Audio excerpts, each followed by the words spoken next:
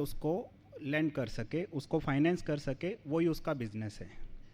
तो नॉर्मली हम बोलते हैं किसी कस्टमर के पास हम जाते हैं तो बोलते हैं कि सर लोन की रिक्वायरमेंट है क्या? तो वो बोलते हैं नहीं लोन की रिक्वायरमेंट नहीं है, मेरे पास बहुत पैसा है। तो हम अगले पल बोलते हैं कि सर करंट अकाउंट खुलवा लीजिए। तो एक बैंकर जो है वो बिजनेसमैन के पार्टनर की तरह, एक एसोसिएट की तरह और एक सोल्यूशन प्रोवाइडर की तरह काम करते हैं। तो आज जो हमारा पर्पस था इस एसोसिएशन में बोलने का, वो ये था कि एमएसएमई लोन्स, जिस पे हमारी government, state government, central government सबका फोकस एरिया रहता है कि एमएसएमईज़ को अगर क्रेडिट फ्लो मिलेगा तो वो अच्छे से अपने बिजनेस को ग्रो कर सकते हैं, एस्टेब्लिश कर सकते हैं। और उनका जो वर्किंग कैपिटल मेनली ये रहता है कि पेमेंट्स का जो गैप रहता है उसको वो फुलफ़िल करके हमारी फैसिलिटीज़ को यूज़ करके अपने बिजनेस को बढ़ा सकते हैं। तो as a bank of Baroda हम कैसे करते हैं, हमारा जो डिपार्टमेंट रहता है उसका नाम है एसएमई लोन फैक्ट्री। तो हम बिजनेसमैन से एसोसिएट होते हैं। हमारी जो डिपार्टमेंट है वो भी एक फैक्ट्री की तरह काम करता है, जिसमें कुछ पेपर्स आते हैं रॉ मटेरियल की तरह और एक सैंक्शन बन के निकलता है फाइनल प्रोडक्ट की तरह। और सबसे मेन जो एमएसएमई के लिए कंसर्न रहता है, हम बहुत सारे एमएसएमई के कस्टमर से मिलते हैं, सबको लगता है कि रेट ऑफ इंटरेस्ट कंसर्न है, लेकिन जो हमारा जजमेंट है रेट ऑफ इंटरेस्ट कंसर्न नहीं रहता है, क्योंकि एनबीएफसीज का 30 लाख करोड़ का बिजनेस है इंडिया में and they charge normally 14 to 18%। सो अगर 30 लाख करोड़ रुपीज़ 14 to 18% पे डिप्लॉय हो रखा है तो रेट ऑफ इंटरेस्ट तो कंसर्न नहीं हो सकता।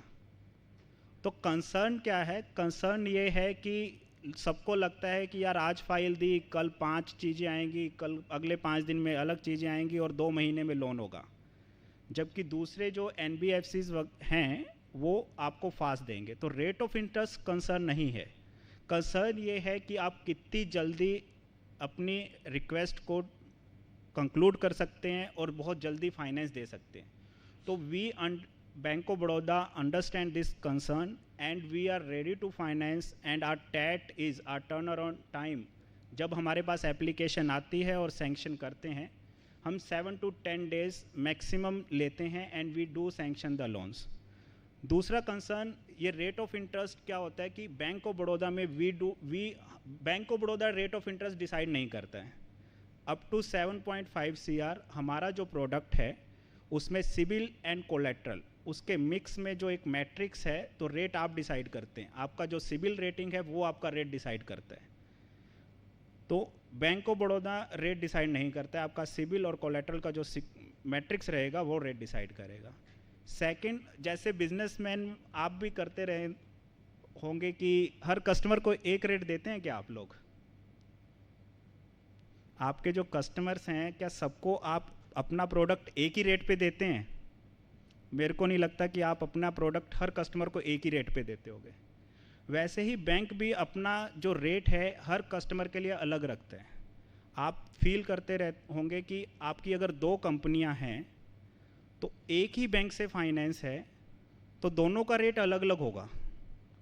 तो बेसिकली आपका जो रेट ऑफ इंटरेस्ट है ना वो आप खुद डिसाइड करते हैं कि आपने अपने सिबिल स्कोर कैसे रखे हुए हैं, आपने फाइनेंशियल्स कैसे रखे हुए हैं, दैट डिसाइड योर रेट।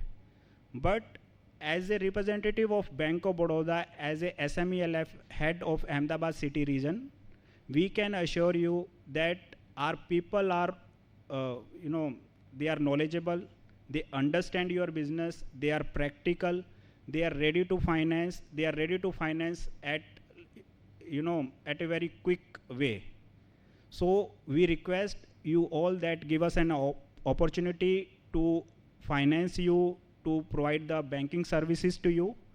हमारी यहाँ पे सानंद में जो ब्रांच हुआ करती थी उसको हमने कुछ महीने पहले ही सानंद की प्रोग्रेस को देखते हुए उसको स्पेशलाइज्ड एमएसएमई डेजिग्नेट किया है। उसमें वहाँ पे स्पेशलाइज्ड रिलेशनशिप मैनेजर्स को अपॉइंट किया है, सो दैट क्योंकि एमएसएमई की रिक्वायरमेंट बड़ी अलग होती है। एक जनरल कस्टमर का रिक्वायरमेंट अलग है, जो रिक्वायरमेंट मेरे नारायणपुरा और उस्मानपुरा के कस्टमर की रिक्वायरमेंट है वो मेरे सानंद के कस्टमर की रिक्वायरमेंट नहीं हो सकती। मेरे सानंद के कस्टमर को एलसी खुलवाना है, बीजी खुलवाना है, फॉरेन एक्सचेंज चाहिए, एक्सपोर्ट क्रेडिट चाहिए। He wants each and every transaction to be done at very smooth way. तो our team at MSME Sanand branch is very capable of doing that. आपको बहुत अच्छा एक्सपीरियंस मिलेगा। तो मेरा सबसे रिक्वेस्ट ये रहेगा कि आपका कोई भी रिक्वायरमेंट रहता है, just visit us, give us an opportunity. हम आज और कल यहाँ पे इस एक्सपो में डोम ए में 1, 2, 3 स्टॉल पे हैं। I invite all of you to visit us so that we can share our products. We have a bouquet of products. हमारे पास कॉन्ट्रैक्टर स्कीम्स हैं, कॉन्ट्रैक्टर्स EPC कॉन्ट्रैक्टर्स के लिए, टेक्सटाइल स्कीम है टेक्सटाइल्स के लिए। We have Baroda property pride schemes for the traders. We have Vidyasthali scheme for the education institutes, and we have MSME general scheme which fits to all. So each and every terms and conditions will depend on the customer. You can negotiate well with us, and we are ready to finance in Sanand, and our branch is there on the main road. I hope you all have seen that. So thank you for giving me the opportunity, and Sanand Industrial Association को खूब खूब आभार। और हम चाहेंगे कि ये जो जर्नी आज आपने पहले एक्सपो से स्टार्ट की है वो आगे बढ़े। सर ने बोला था कि वाइब्रेंट गुजरात का जो उसको 10 उसके इवेंट अभी हो चुके हैं, 20 साल से हैं। इसी तरह सानंद इंडस्ट्रियल एसोसिएशन का सानंद एक्सपो भी प्रोग्रेस करे, आगे बढ़े। एंड इसी के साथ मैं आप सबको congratulations and all the best for coming expos. Thank you so much for giving us an opportunity to be here. Thank you so much. Thank you, Mr. Ujjwal Goel. Please give a huge round of applause. Thank you so much, sir, for giving your experience and sharing your knowledge. Next, our presentation is by SIDBI on finance options by Mr. Deepak Mulchandani, AGM Assistant General Manager. Please give a huge round of applause for him.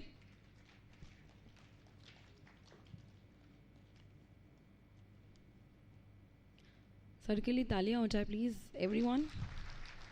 Thank you, sir, for coming over here. Thank you.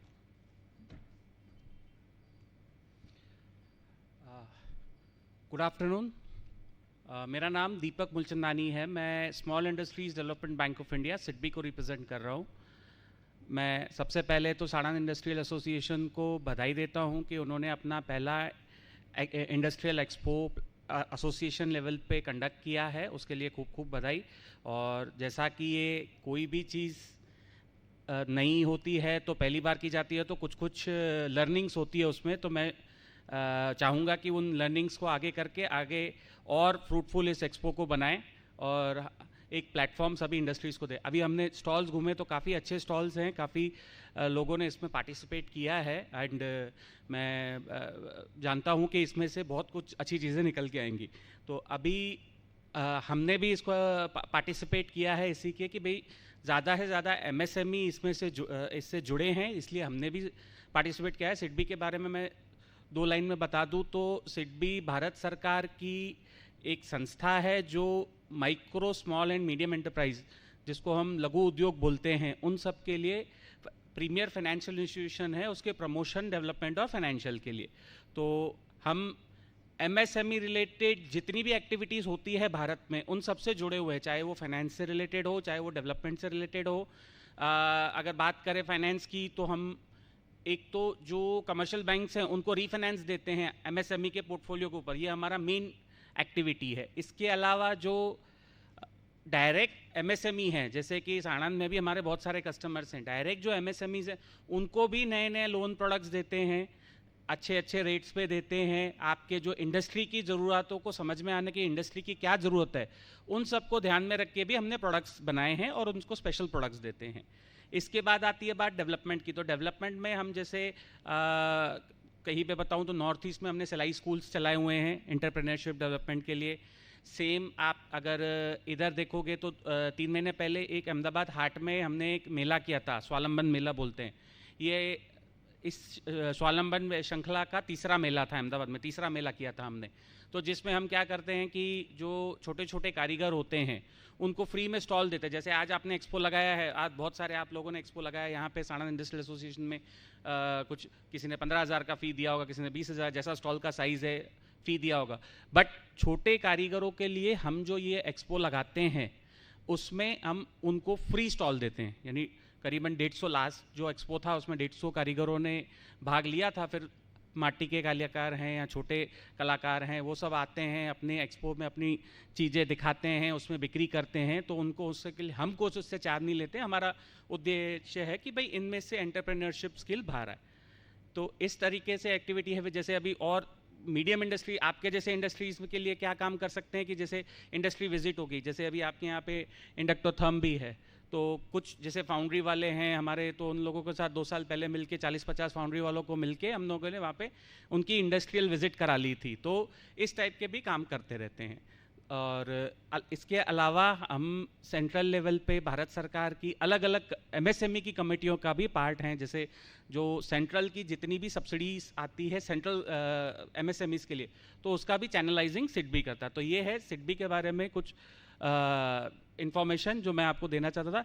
अभी अगर हम साणंद की बात करें तो साणंद में जो industries हैं 10% को छोड़ दे तो 90% इंडस्ट्रीज एमएसएमई में आती हैं। एमएसएमई यानी जैसे मैंने पहले बताया micro small and medium enterprise, जो आज की तारीख में अगर भारत की जीडीपी की बात करें तो लगभग 27 से 29% कंट्रीब्यूट करती है। और वर्कफोर्स की बात करें तो 11 करोड़ लोगों को रोजगार देती है। जो एक अनुमान है कि पिछले नेक्स्ट 2 या 3 सालों में वो शायद 15 करोड़ लोगों को भी ये वर्कफोर्स में उनको मतलब 15 करोड़ का वर्कफोर्स को वो लोग एम्प्लॉय करेंगी। तो एक भारत का बड़ा तबका एमएसएमई के साथ जुड़ा हुआ है, एमएसएमई के साथ जुड़ा। तो उसको ध्यान में देते हुए हमने भी अपने प्रोडक्ट्स लॉन्च किए हैं। जैसे अभी मेरे दोस्त बैंक ऑफ बड़ौदा वाले ने भी यही बताया कि एक व्यापारी के लिए क्या ज़रूरी है। एक व्यापारी के लिए ये ज़रूरी है कि अगर कोई लोन अप्लाई करता है तो तुरंत लोन मिले, कि या तो हाँ भी हो तो तुरंत हो, तो ना भी हो तो तुरंत हो। तो उसी को ही ध्यान में रखते हुए पिछले 3 या 4 सालों में सिडबी ने अपने आप को ट्रांसफॉर्मेशन कर दिया है कि एक्सप्रेस लोन सर्विसेज देके, कि आज की डेट में मैं आपको पहले थोड़ा बताऊं तो पहले लोन प्रोसेसिंग इंडिया में कैसे होती थी। तो भारत में लोन प्रोसेसिंग होती थी कि आप जैसे आपके जो भी उद्यमी मित्र हैं उनको पता है कि भाई लोन में जाते थे, बैंक में जाते थे, अपना आईटीआर जमा कराओ, अपनी बैंक स्टेटमेंट जमा कराओ, अपने ऑडिट रिपोर्ट जमा कराओ। फिर वो सब बैंक वाला जो बाबू होता था वो सब एक एक करके कैलकुलेटर लेके पकड़ के चेक करता था कि बैंक का टोटल कितना हो रहा है, आईटीआर में क्या सेल्स आ रही है, क्या प्रॉफिट है, उसके हिसाब से वो लोन प्रोसेस करके आपको लोन के आप चेक करता था कि आपको लोन देने लायक है कि नहीं है।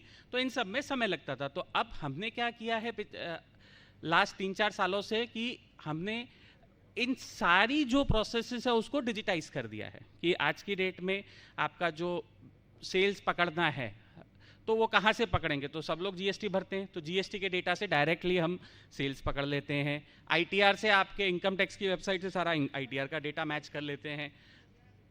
इसके अलावा आपके जो सिबिल का रिकॉर्ड है, क्रेडिट हिस्ट्री है, वो वहाँ से रिकन्सिलिएशन, और उन सबको मिश्रण करके हम up to 3 CR loan automated route से सैंक्शन करते हैं कि जैसे द मोमेंट आपने हमारी वेबसाइट पे ऑनलाइन उसको अप्लाई किया, आपको शाम तक पता चल जाएगा कि ये लोन सैंक्शन हो रहा है कि नहीं हो रहा है। उसके बाद क्योंकि ये एक डिजिटल लोन है, आप समझिए आज हमारे यहाँ पे जितना डिजिटल बोल रहे हैं, बट डिजिटल भी एक जिम्मेदारी के साथ आता है। हमें भी चेक करना होता है कि जिसने हमें अप्लाई किया है वो एक्चुअल में आदमी है कि अमेरिका के किसी सर्वर ने या यूरोप के किसी सर्वर से वो डेटा फ्लो होके आ गया और हमसे लोन मांग रहा है। तो हमें वहाँ पे जाके जांच पड़ताल करनी होती है कि जैसे साणंद में अगर प्लॉट नंबर 10 ने मुझे अप्लाई किया है, लोन तो एलिजिबल है, लेकिन मेरे वहाँ पे जाके एक फॉर्मल विजिट होगी, मैं वेरीफाई करूँगा कि ये वही आदमी है, ये जो इनका डेटा है वो सही है, और उसके बाद उनको तुरंत सैंक्शन लेटर मिल जाएगा। सो इस तरीके से प्रोडक्ट इनोवेशन सिडबी अभी लास्ट 3-4 साल से लाई है, जिसमें काफ़ी फ़ायदा हो रहा है, और मैं चाहूँगा कि आप इन सब चीज़ों का फ़ायदा उठाएं। तो मैं अभी क्विकली 1-2 स्कीम्स के बारे में आपको बता देता हूँ जो इस एसोसिएशन के लिए काम आएगी। मेरी स्लाइड चला देंगे sir?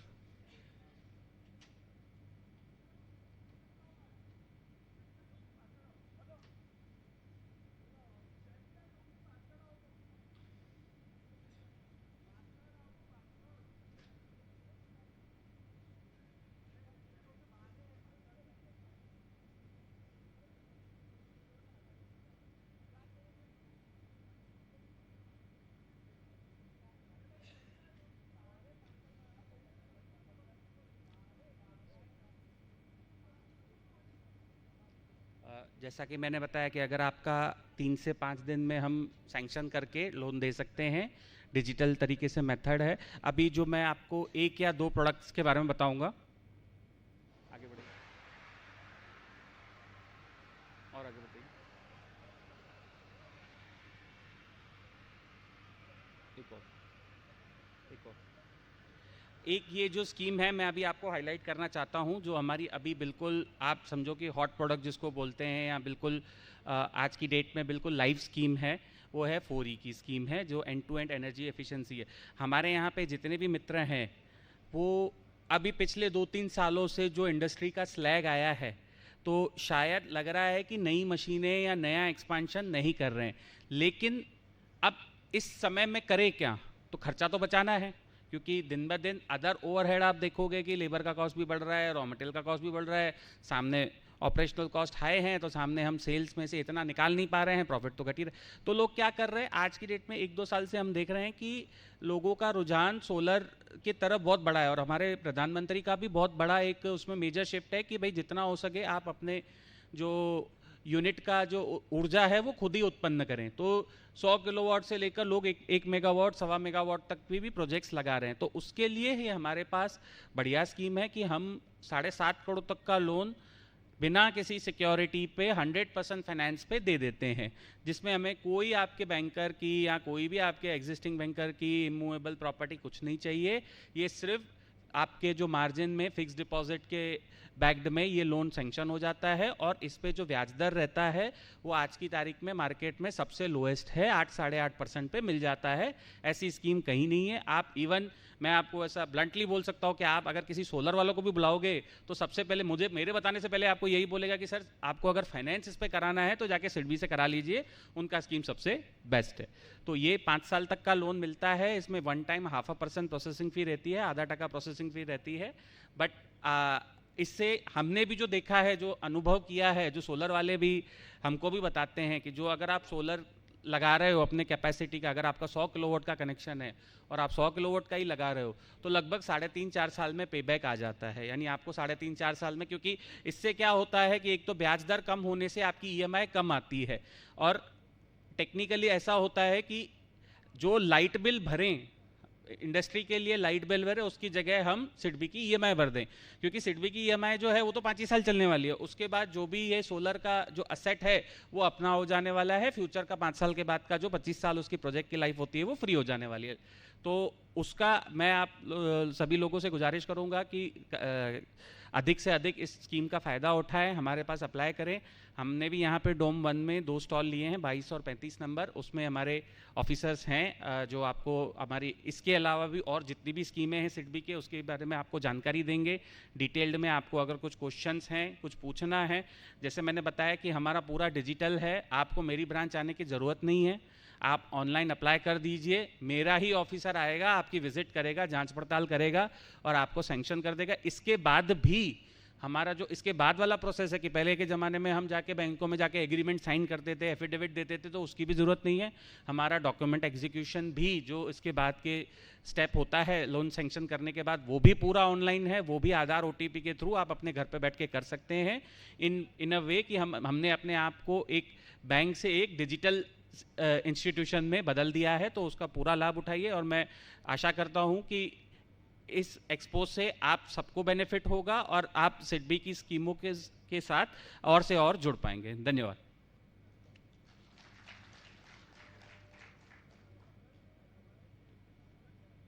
Thank you. Thank you so much, sir, for sharing your valuable time and knowledge. Sir, के लिए please जोरदार तालियां हो जाए, everyone, please. Thank you so much. So now next, for the next presentation, I would like to invite CA Dinesh Shah on MSME subsidy. Please give a huge round of applause for him.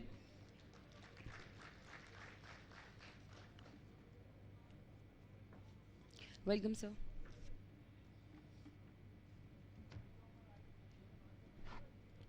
Good afternoon everyone. सबसे पहले मैं Sanand industrial association का बहुत आभारी हूँ कि मुझको यहाँ ये अपॉर्चुनिटी प्रदान की। मेरा नाम दिनेश शाह है, बाय प्रोफेशन चार्टर्ड अकाउंटेंट हूँ, और करीब 21 साल से मेरा मेन फील्ड है MSME loan and government subsidies. तो अभी मैं आपको कुछ गवर्नमेंट की चुनिंदा जो सब्सिडी की स्कीम है जिसको एमएसएमई में काफ़ी फ़ायदा हो सकता है उसके बारे में कुछ ब्रीफ आउटलाइन करूँगा। पहले तो जो सब्सिडी मिलती है वो गवर्नमेंट, सेंट्रल और स्टेट गवर्नमेंट दोनों की तरफ से होती है और उसका पर्पस होता है कि नए एमएसएमई यूनिट आए या जो एग्जिस्टिंग है वो एक्सपांसन करे, तो उसमें गवर्नमेंट की तरफ से अलग अलग टाइप की सब्सिडीज़ होती है, जैसे कैपिटल सब्सिडीज़ है, इंटरेस्ट सब्सिडीज़ है, जीएसटी की सब्सिडी है, पावर का जो कनेक्शन लेने का खर्चा है उसमें सब्सिडी है, पावर का बिल आता है उसमें सब्सिडी है। अलग अलग स्कीमें होती है। नॉर्मल स्कीम 5 साल की होती है और नॉर्मली एक स्कीम के अंदर 2 बार सब्सिडी ले सकते हो आप, तो यहाँ जब नया यूनिट लगाते हो या जब एक्सपांसन करते हो। उसमें कुछ क्राइटेरिया भी होते हैं, नए यूनिट के टाइम के आपका मशीनरी इतना होना चाहिए, एक्सपांसन के टाइम मशीन इतना होना चाहिए। अगेन गवर्नमेंट की, स्टेट गवर्नमेंट की बात करें तो उसकी अलग अलग पॉलिसीज़ होती है, जैसे आईटी पॉलिसीज़ है, इलेक्ट्रॉनिक पॉलिसी है, गारमेंट पॉलिसी है, टेक्सटाइल पॉलिसी है और एक होती है जनरल पॉलिसी। अभी जो गुजरात गवर्नमेंट की जो मेन पॉलिसी मैं आपको दिखाऊंगा वो है आत्मनिर्भर गुजरात पॉलिसी, जो गुजरात गवर्नमेंट ने 5 अक्टूबर 2022 से लॉन्च की और 5 साल तक चलेगी। और उसके अंदर MSME unit as well as large unit दोनों को सब्सिडी मिलती है। तो उससे कुछ मैं ब्रीफ आउटलाइन आपको बताता हूँ। Side please.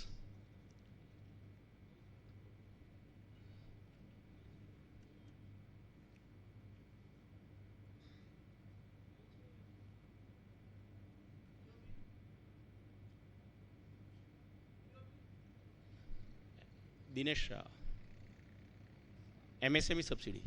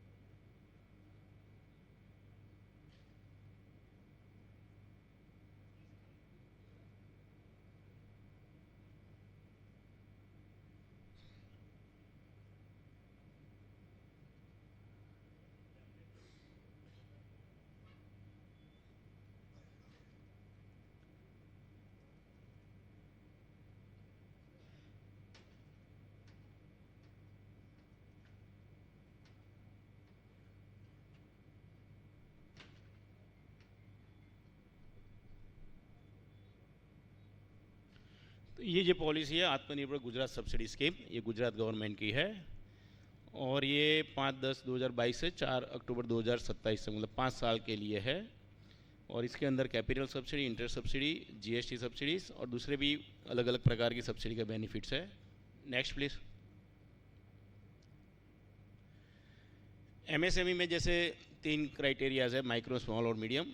माइक्रो का मतलब है investment in machinery up to 1 CR, small का मीनिंग है investment in machinery up to 1 to 10 CR और medium means 10 to 50 CR। If investment is above 50 CR then it is a large unit, उसके भी subsidy की scheme है ये। Next, government की तरफ से जो अलग अलग सब्सिडी स्कीम है उसमें सब्सिडी एमएसएमई के जो क्राइटेरिया है माइक्रो, स्मॉल और मीडियम और उसका location of unit, Gujarat government ने पूरे गुजरात स्टेट को तालुका के हिसाब से 3 कैटेगरी में डिस्ट्रीब्यूट किया हुआ है, कैटेगरी 1, 2 एंड 3। तो कैटेगरी और क्या उसका माइक्रो स्मॉल या मीडियम, ये दोनों को कंबाइन करके कितनी सब्सिडी कितने साल के लिए मिलेगी वो डिसाइड होता है। जैसे कैटेगरी 1 में है तो कैपिटल सब्सिडी है 25% of term loan, maximum limit है 35%। कैटेगरी 2 में वही चीज़ 20% है टर्म लोन का, मैक्सिमम लिमिट है 30 lakhs। और कैटेगरी 3 एंड म्यूनसिपैलिटी एरिया के अंदर है वो 10% of term loan, maximum 10 lakhs। दूसरा एक चीज़ है, अगर काफ़ी प्रमोटर हमारे पास ऐसे आता है कि हमारे पास खुद का पैसा है, हम क्यों लोन लेवे, तो मेरा एक सजेशन रहता है कि खुद का पैसा हो तो भी लोन लेना चाहिए। रीज़न बीइंग, लोन पे आपको सब्सिडी मिलती है, जैसे मान लो बैंक ने आपको 9% पे लोन दिया, आपको 5% मिनिमम सब्सिडी मिलती है, कैटेगरी में 7% लगे, तो भी आपका फंड का इफेक्टिव कॉस्ट 2 to 4% आ जाता है। अगर वही परसेंट आप अगर एक्सेस फंड आप बैंक में एफडी भी कर दो भी आपको 7% मिलता है। और इवन आप वर्किंग कैपिटल में भी लगा देते हो तो वर्किंग कैपिटल में कोई सब्सिडी नहीं है, तो खुद का पैसा आप वर्किंग कैपिटल लगा दो, टर्म लोन के लिए बैंक से पैसा ले लो, तो इट इज़ आइडियल पोजीशन ताकि आपको मैक्सिमम बेनिफिट मिले। अगर आपका कंपटीटर लोन ले रहा है और आप लोन नहीं ले रहे हो तो आपके कंपटीटर की कॉस्टिंग नीचे आएगी। तो बिजनेस में एक एक चीज़, एक एक रुपया मैटर करती है। तो मेरा एक सजेशन रहता है कि अगर पैसा है तो भी टर्म लोन बिल्कुल लेना चाहिए। नेक्स्ट,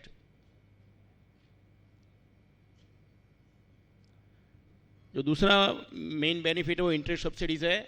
जैसे कैटेगरी 1 में 7% इंटरेस्ट वापस आता है। मान लो बैंक ने आपको 9% पे दिया है तो 7% इंटरेस्ट आपको वापस आ जाएगा। वो आपको मैक्सिमम लिमिट है 1 साल की 35 lakhs और ऐसे 7 साल तक मिल सकता है। वही चीज़ कैटेगरी 2 में 6% सब्सिडीज़ है, उसकी लिमिट है 1 साल की 30 लाख और वो 6 साल तक मिलता है। और कैटेगरी 3 एंड म्यूनसिपल एरिया में वो लिमिट है 5% अमाउंट ऑफ इंटरेस्ट और वो है limit per annum maximum 25 lakh और 5 साल तक मिलता है। उसके अलावा 1% एडिशनल सब्सिडीज़ है for differently enable entrepreneur, 100% Weimar entrepreneur है या स्टार्टअप रजिस्टर्ड कोई यूनिट्स है तो। उसके अलावा यंग एंटरप्रेन्योर जो 35 साल से नीचे के है उनको भी 1% ज़्यादा सब्सिडी मिलती है, लेकिन उसमें एक रूल ऐसा है कि ये सारी इंटरेस्ट की सब्सिडी मिला कि आपको मिनिमम 2% इंटरेस्ट तो बेयर करना ही है। मान लो आपको बैंक ने 7% पे लोन दिया तो इन एनी केस आपको 5% से ऊपर सब्सिडी नहीं मिलेगी, तो 2% तो आपको भुगतना ही भुगतना है। इसके अलावा सोलर में भी इंटरेस्ट सब्सिडी है, जैसे सर ने बताया अभी सीडबी की भी अच्छी स्कीम है। तो सोलर में आप जो बैंक को इंटरेस्ट पे करते हो, मान लो अभी सर ने बताया 8.5% पे सीडबी दे रहा है, तो उसमें भी आपको 5% इंटरेस्ट सब्सिडी वापस मिल जाता है, वो 5 साल तक है, तो उसमें भी आपका इफेक्टिव कॉस्ट 3-3.5% आ जाएगा। Next please. इसके अलावा सबसे बड़ी अमाउंट वाली और अहम सब्सिडी स्कीम है जो जीएसटी की है। जीएसटी में कैटेगरी 1, कैटेगरी 2 और कैटेगरी 3 म्यूनसिपैलिटी के एरिया के हिसाब से कैटेगरी 1 में आप जो नेट एसजीएसटी पे करोगे अप टू 10 years आपको वापस मिल जाएगा, सब्जेक्ट टू 7.5% ऑफ ईएफसीआई। ईएफसी का मीनिंग है eligible fix capital investment. Technically उसका मीनिंग होता है all investment excluding land. Land के अलावा जो भी आपका इन्वेस्टमेंट है वो आपको 10 साल के अंदर नेट एसजीएसटी आप जो क्रेडिट सेट ऑफ करने के बाद जो कैश लेजर से भरते हो वो आपको पूरा 10 साल में रिफंड हो सकता है। मान लो आपने 10 करोड़ का प्रोजेक्ट लगाया है और आपको अगर नेट एसजीएसटी भरने का आता है और कैटेगरी 1 है आपका, तो आपको पूरा 10 करोड़ 10 साल के अंदर वापस आ सकता है। वो चीज़ कैटेगरी 2 के अंदर 90% ऑफ नेट एसजीएसटी है और उसमें लिमिट है 65.5% ऑफ ईएफसीआई और फॉर 10 years। सेम वे आपको कैटेगरी 3 में वो है 80% ऑफ नेट एसजीएसटी और 5% ऑफ ईएफसीआई, वो भी 10 साल तक है। उसमें ये सबसे बड़ी स्कीम है और एंटरप्रेन्योर शुड प्लान कि ये जिसको भी नेट एसजीएसटी का बर्डन आता है जो कैश लेजर से भरते हैं तो उसको ये स्कीम के अंदर मैक्सिमम बेनिफिट लेना चाहिए। Next please.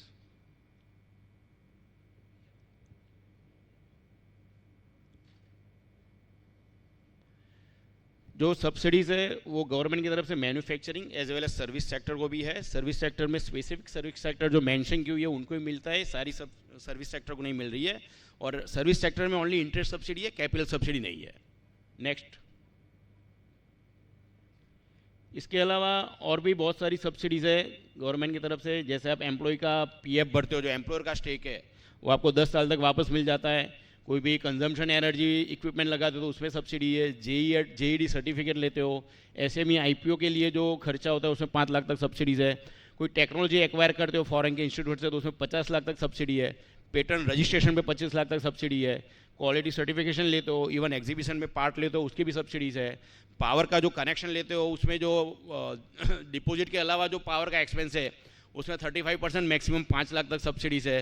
पावर का जो बिल आता है उसमें गवर्नमेंट का ड्यूटी है 15%, depend on power load and location है, 10 से लेके 15-20% रहती है। वो भी आपको 5 साल तक जीरो हो जाती है, तो वो भी एक बड़ा है। मान लो आपको महीने का 5 लाख का बिल आता है और 15% मतलब 75,000 ड्यूटी है, तो आपको 75,000 पूरा जीरो हो जाएगा और 5 साल तक बेनिफिट है। नेक्स्ट, जीरो लिक्विड डिस्चार्ज, जो ये वेस्ट वाटर मैनेजमेंट या जो पॉल्यूटिंग इंडस्ट्री है उसके अंदर ये भी कंपलसरी हो गया, उसमें भी आपको 75 लाख रुपया सब्सिडी है। एमएससी शेड डेवलपमेंट होता है या कोई इंडस्ट्रियल एस्टेट डेवलप करता है, उसके लिए भी गवर्नमेंट की अलग अलग सब्सिडीज़ है, उसमें भी 100% रिइंबर्समेंट ऑफ सीजीटीएससी में अगर बैंक आपको लोन करता है, सीजीटीएससी मतलब बैंक जो विदाउट सिक्योरिटी लोन करता है उसके अंदर गवर्नमेंट की फ़ी लगती है, वो भी आपको 5 साल तक वापस मिल जाती है। इंफॉर्मेशन कम्युनिकेशन टेक्नोलॉजी में 5 लाख सब्सिडी है। अगर कोई एमएसएमई यूनिट रेंटेड स्पेस लेता है तो उसको साल की 1 लाख रुपए तक रेंट की भी सब्सिडीज़ है। नेक्स्ट, इसके अलावा जैसे अभी स्टार्टअप भी बहुत बूम है, बहुत सारे स्टार्टअप है गुजरात में, इंडिया में, तो स्टार्टअप के लिए भी बहुत एडिशनल सब्सिडीज़ है गुजरात गवर्नमेंट की as well as central government की। जैसे सेंट्रल गवर्नमेंट से आपको सीड फंडिंग है 20 लाख तक ग्रांट मिलती है, या 50 लाख तक लोन मिल जाता है without security eight RBI repo rate. उसके अलावा आपको नेक्स्ट 10 में से कोई भी 3 साल आप चूज़ करो, उसमें इनकम टैक्स का वेवर का बेनिफिट है। उसके अलावा आपको गुजरात गवर्नमेंट से भी अलग अलग सब्सिडीज़ है, उसमें भी 30 लाख तक ग्रांट मिलती है। तो बहुत सारे बेनिफिट स्टार्टअप के गुजरात और सेंट्रल गवर्नमेंट की तरफ से है। नेक्स्ट, इसके अलावा जैसे पीएमईजीपी की बात की, पीएमईजीपी में भी सेंट्रल गवर्नमेंट का स्कीम है, उसमें भी 50 लाख तक का जो मैन्युफैक्चरिंग प्रोजेक्ट होता है उसमें भी बहुत अच्छी सब्सिडीज़ है। उसमें अलग अलग कैटेगरी वाइज 15 से लेकर 35% तक सब्सिडीज़ है। इसके अलावा थोड़ा एक ओवरव्यू ये जो लार्ज में है, जैसे 50 करोड़ से ऊपर जिसका इन्वेस्टमेंट है वो लार्ज में आ जाता है। लार्ज में भी एक नॉर्मल कैटेगरी, एक थ्रस्ट कैटेगरी में, उसमें भी अलग अलग सब्सिडीज़ है। नेक्स्ट, जैसे लार्ज में आपको कैटेगरी वाइज इंटरेस्ट सब्सिडीज़ है जो 7% है कैटेगरी 1 में, कैटेगरी 2 में 7 है, कैटेगरी 3 में 7 है, लेकिन पीरियड चेंज हो जाता है 10 साल, 8 साल और 6 साल, और मैक्सिमम अमाउंट लिमिट चेंज हो जाती है। थ्रस्ट सेक्टर में यही सब्सिडी 1.2, 1% और 1% 8 साल के लिए ऑफ ईएफसीआई है। नेक्स्ट, ये लार्ज सेक्टर में जो जीएसटी की सब्सिडी है वही है, उसमें भी 10 साल तक अलग अलग कैटेगरी वाइज बेनिफिट है, और ईएफसीआई का 7.5 to 5% है, और थर्ड सेक्टर में 8 to 5.5% है। नेक्स्ट, इसके अलावा ये पीएफ की भी बहुत बड़ी सब्सिडी है। काफ़ी यूनिट्स होते हैं जो पीएफ में रजिस्टर्ड होते हैं, और एम्प्लॉय के पीएफ में जो एम्प्लॉयर जो पे करता है वो 10 साल तक आपको गवर्नमेंट से वापस मिल जाता है। नेक्स्ट, इसके अलावा गवर्नमेंट की जो दूसरी पॉलिसीज़ है, जैसे आईटी है, आईटी पॉलिसी में भी अच्छी सब्सिडी है, 50 करोड़ तक कैपिटल सब्सिडी है। एनुअल ओपेक्स ऑपरेटिंग जो एक्सपेंस है उसमें भी गवर्नमेंट सब्सिडी देती है। एम्प्लॉय का भी है आईटी पॉलिसी में, ड्यूटी वेवर का भी, इलेक्ट्रिसिटी ड्यूटी का भी आईटी पॉलिसी में है। इलेक्ट्रॉनिक पॉलिसी भी बहुत अच्छी पॉलिसी है, उसमें 200 करोड़ तक सब्सिडी की लिमिट है। 20 करोड़ तक आपका कैपेक्स हो तो 200 करोड़ तक सब्सिडी मिलती है। गवर्नमेंट की जो स्टैम्प ड्यूटी लगती है लैंड पे वो वापस मिल जाता है। 7% की इंटरेस्ट सब्सिडी है। पावर ड्यूटी का बेनिफिट है, ईपीएफ का बेनिफिट है। नेक्स्ट, इसके अलावा अलग अलग सब्सिडीज है। फूड प्रोसेसिंग की स्कीम है, पेटेंट रजिस्ट्रेशन की स्कीम है, कोल्ड चेन की स्कीम है। नेक्स्ट, तो इसमें इस तरह से गवर्नमेंट की काफ़ी सब्सिडीज़ है एमएसएमई को प्रमोट और सपोर्ट करने के लिए। तो मेरा सुझाव रहेगा कि आपको जो भी बेनिफिट हो आपको लेनी चाहिए, आपके जो भी कंसल्टेंट से अप्रोच करके पूरा समझ के, और जो भी प्लानिंग करो प्रोजेक्ट इंप्लीमेंट करने से पहले करो, ताकि उसको प्रॉपर स्ट्रक्चर करके आप उसका बेनिफिट प्लान कर सके हो। Thank you very much. Thank you so much, CA Dinesh Shah. के लिए please जोरदार तालियां हो जाए. Thank you for sharing your valuable knowledge. Next, I would like to invite CS Ikshit Shah, fundraising through SME IPO, Director, Finex Capital Advisors Private Limited. Please give a huge round of applause for him.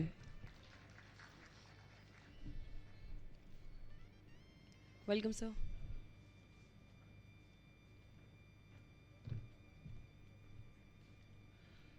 A very good evening. ऐसे देखने जाए तो यहाँ पे जितने भी बैठे हैं उसमें मेजॉरिटी गुजरातीज़ है, तो गुजराती हिंदी दोनों एक कॉमन लैंग्वेज रहेगी पूरा ये सेशन का। मैं रिक्वेस्ट करूँगा एक बार प्लीज़ चला दीजिए स्लाइड शो।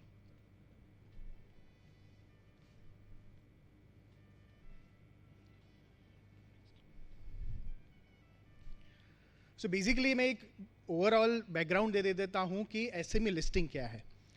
एसएमई लिस्टिंग को एक सरल भाषा में समझे तो सिर्फ इतना समझ में आता है कि जहाँ पे बैंकिंग फाइनेंस का लिमिटेशन आता है या कोई भी बिजनेस जहाँ पे फंड रेजिंग एक चैलेंज बन जाता है, वहाँ पे एक alternate root of financing equity fund raising है। इक्विटी फंड रेजिंग को मल्टीपल रूट से किया जा सकता है, जैसे कि मेन बोर्ड आईपीओ और एसएमई आईपीओ। तो आज का एक बेसिक जो अंडरस्टैंडिंग है वो मैं एसएमई आईपीओ के ऊपर आप लोगों को देना चाहूँगा। Next slide please. एमएसएमईज आज की तारीख में इंडिया में एक बैकबोन की तरह खड़ा है। देखने जाए तो एक कुछ डिटेल्स यहाँ दी गई है कि एमएसएमईज आज क्या परफॉर्म कर रहा है। इंडिया के टोटल जीडीपी में से 17% एमएसएमईज फैच कर रहे हैं। टोटल एक्सपोर्ट में से 40% एमएसएमईज कर रहे हैं। टोटल हर एक साल 1.3 million new jobs MSMEs create कर रहे हैं। बट इन सब के लिए थोड़ी बहुत दिक्कतें हैं जो कि हम अगली स्लाइड में देखेंगे। Next slide please. यहाँ पे जितने भी बिजनेसमैन हैं उन सबको ये दिक्कतें आज सबसे ज़्यादा हो रही है कि अगर मुझे फंड रेज करना है, मुझे बिजनेस के लिए कैपिटल चाहिए, पर मेरे पास लिमिटेड रिसोर्सेज है। बैंक के पास जाओ, एनबीएफसीज के पास जाओ, खुद का पैसा लगाओ, इसके अलावा और कोई ऑप्शन है ही नहीं। अगर बैंक के पास जाएंगे तो बैंक के पास से एक ही जवाब मिलेगा कि आपके पास सामने देने को क्या है, कोलेटरल सिक्योरिटीज़ में क्या है। अगर तीसरे तरीके से देखने जाए तो लोग काम करने आते हैं पर हम इतना पे कर नहीं सकते, तो वो टैलेंट रहता नहीं है हमारे साथ लॉन्ग टर्म के लिए। हम उनको कोई वैल्यू एडिशन नहीं दे पाते और पैसों की कमी के कारण हम नई टेक्नोलॉजीज भी अडॉप्ट नहीं कर सकते। तो एमएसएमई भले ही इंडिया में इतना बड़ा मार्केट कैप्चर कर चुका है, इतना जीडीपी में सपोर्ट कर रहा है, फिर भी ये चैलेंजेस की वजह से जो उसका हिडन टैलेंट है, जो उसका हिडन पोटेंशियल है, उसको वो लोग कवर नहीं कर पा रहे हैं। इस टाइम पे ये सारी जो प्रॉब्लम्स है उन सबको ओवरकम करने के लिए we can always explore SME IPO. पहले हम सिर्फ एक बेसिक डिफरेंस समझ लेते हैं मेन बोर्ड और एसएमईज में क्या है। मेन बोर्ड आईपीओ का बेसिक रिक्वायरमेंट यह है जहां पे कंपनी का साइज बड़ा हो, जहां पे कंपनी का पेड अप कैपिटल 10 करोड़ से ऊपर हो और अपर कैप कुछ भी नहीं है। जो भी टर्नओवर हो, जितना भी हो, उसके एक अलग सेट ऑफ रूल्स है। बट जरूरी तो नहीं कि हर एक कंपनी का पेड अप कैपिटल 10 करोड़ के आसपास हो जिसका टर्नओवर बड़ा हो।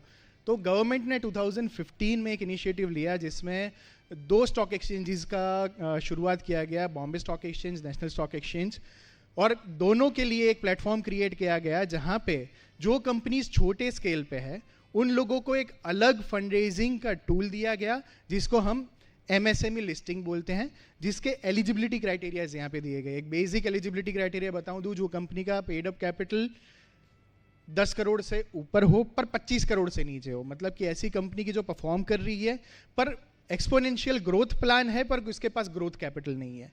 ऐसी कंपनीज जिसके पास बहुत लंबा विजन है, जिसके पास पैसों की दिक्कत की वजह से ग्रोथ अचीव नहीं कर पाने का प्रॉब्लम है, उसको कैटर करने के लिए गवर्नमेंट के इनिशिएटिव के तहत एमएसएमई लिस्टिंग के क्राइटेरियाज दिए गए हैं। Next slide please. एक बेस्ट बेनिफिट एसएमई लिस्टिंग का ये है कि यहाँ पे जो सेबी है वो सेबी का इन्वॉल्वमेंट बहुत कम है। यहाँ पे जो नेशनल स्टॉक एक्सचेंज और बीएसई स्टॉक एक्सचेंज है, बॉम्बे स्टॉक एक्सचेंज, उन दोनों को ऑटोनॉमी दी गई है कि वो अपने हिसाब से, अपने सेट रूल्स के हिसाब से कंपनीज को अप्रूव करें और अपने प्लेटफॉर्म पे फंड रेजिंग का बेनिफिट दे। तो ये सबसे बड़ा फैक्टर है जहाँ पे सेबी इन्वॉल्व हो जाता है, गवर्नमेंट इन्वॉल्व हो जाता है, वहाँ पे टाइम कंजम्पशन बहुत ज़्यादा हो जाता है। मेन बोर्ड आईपीओ जनरली एक सवा साल तक अप्रूवल्स का टाइम फ्रेम जाता है, जहाँ की वही एसएमई आईपीओ जो छोटी साइज में है, जिसमें रिक्वायरमेंट्स जो है वो बहुत कम है, जहाँ पे ऑटोनॉमी सिर्फ एक्सचेंजेस को दिया गया है, वहाँ पे आप फंड रेजिंग 4 से 5 महीने के अंदर अंदर क्लोज कर सकते हो। तो ये सबसे बड़ा एडवांटेज है एमएसएमईज को लेके। Next slide please.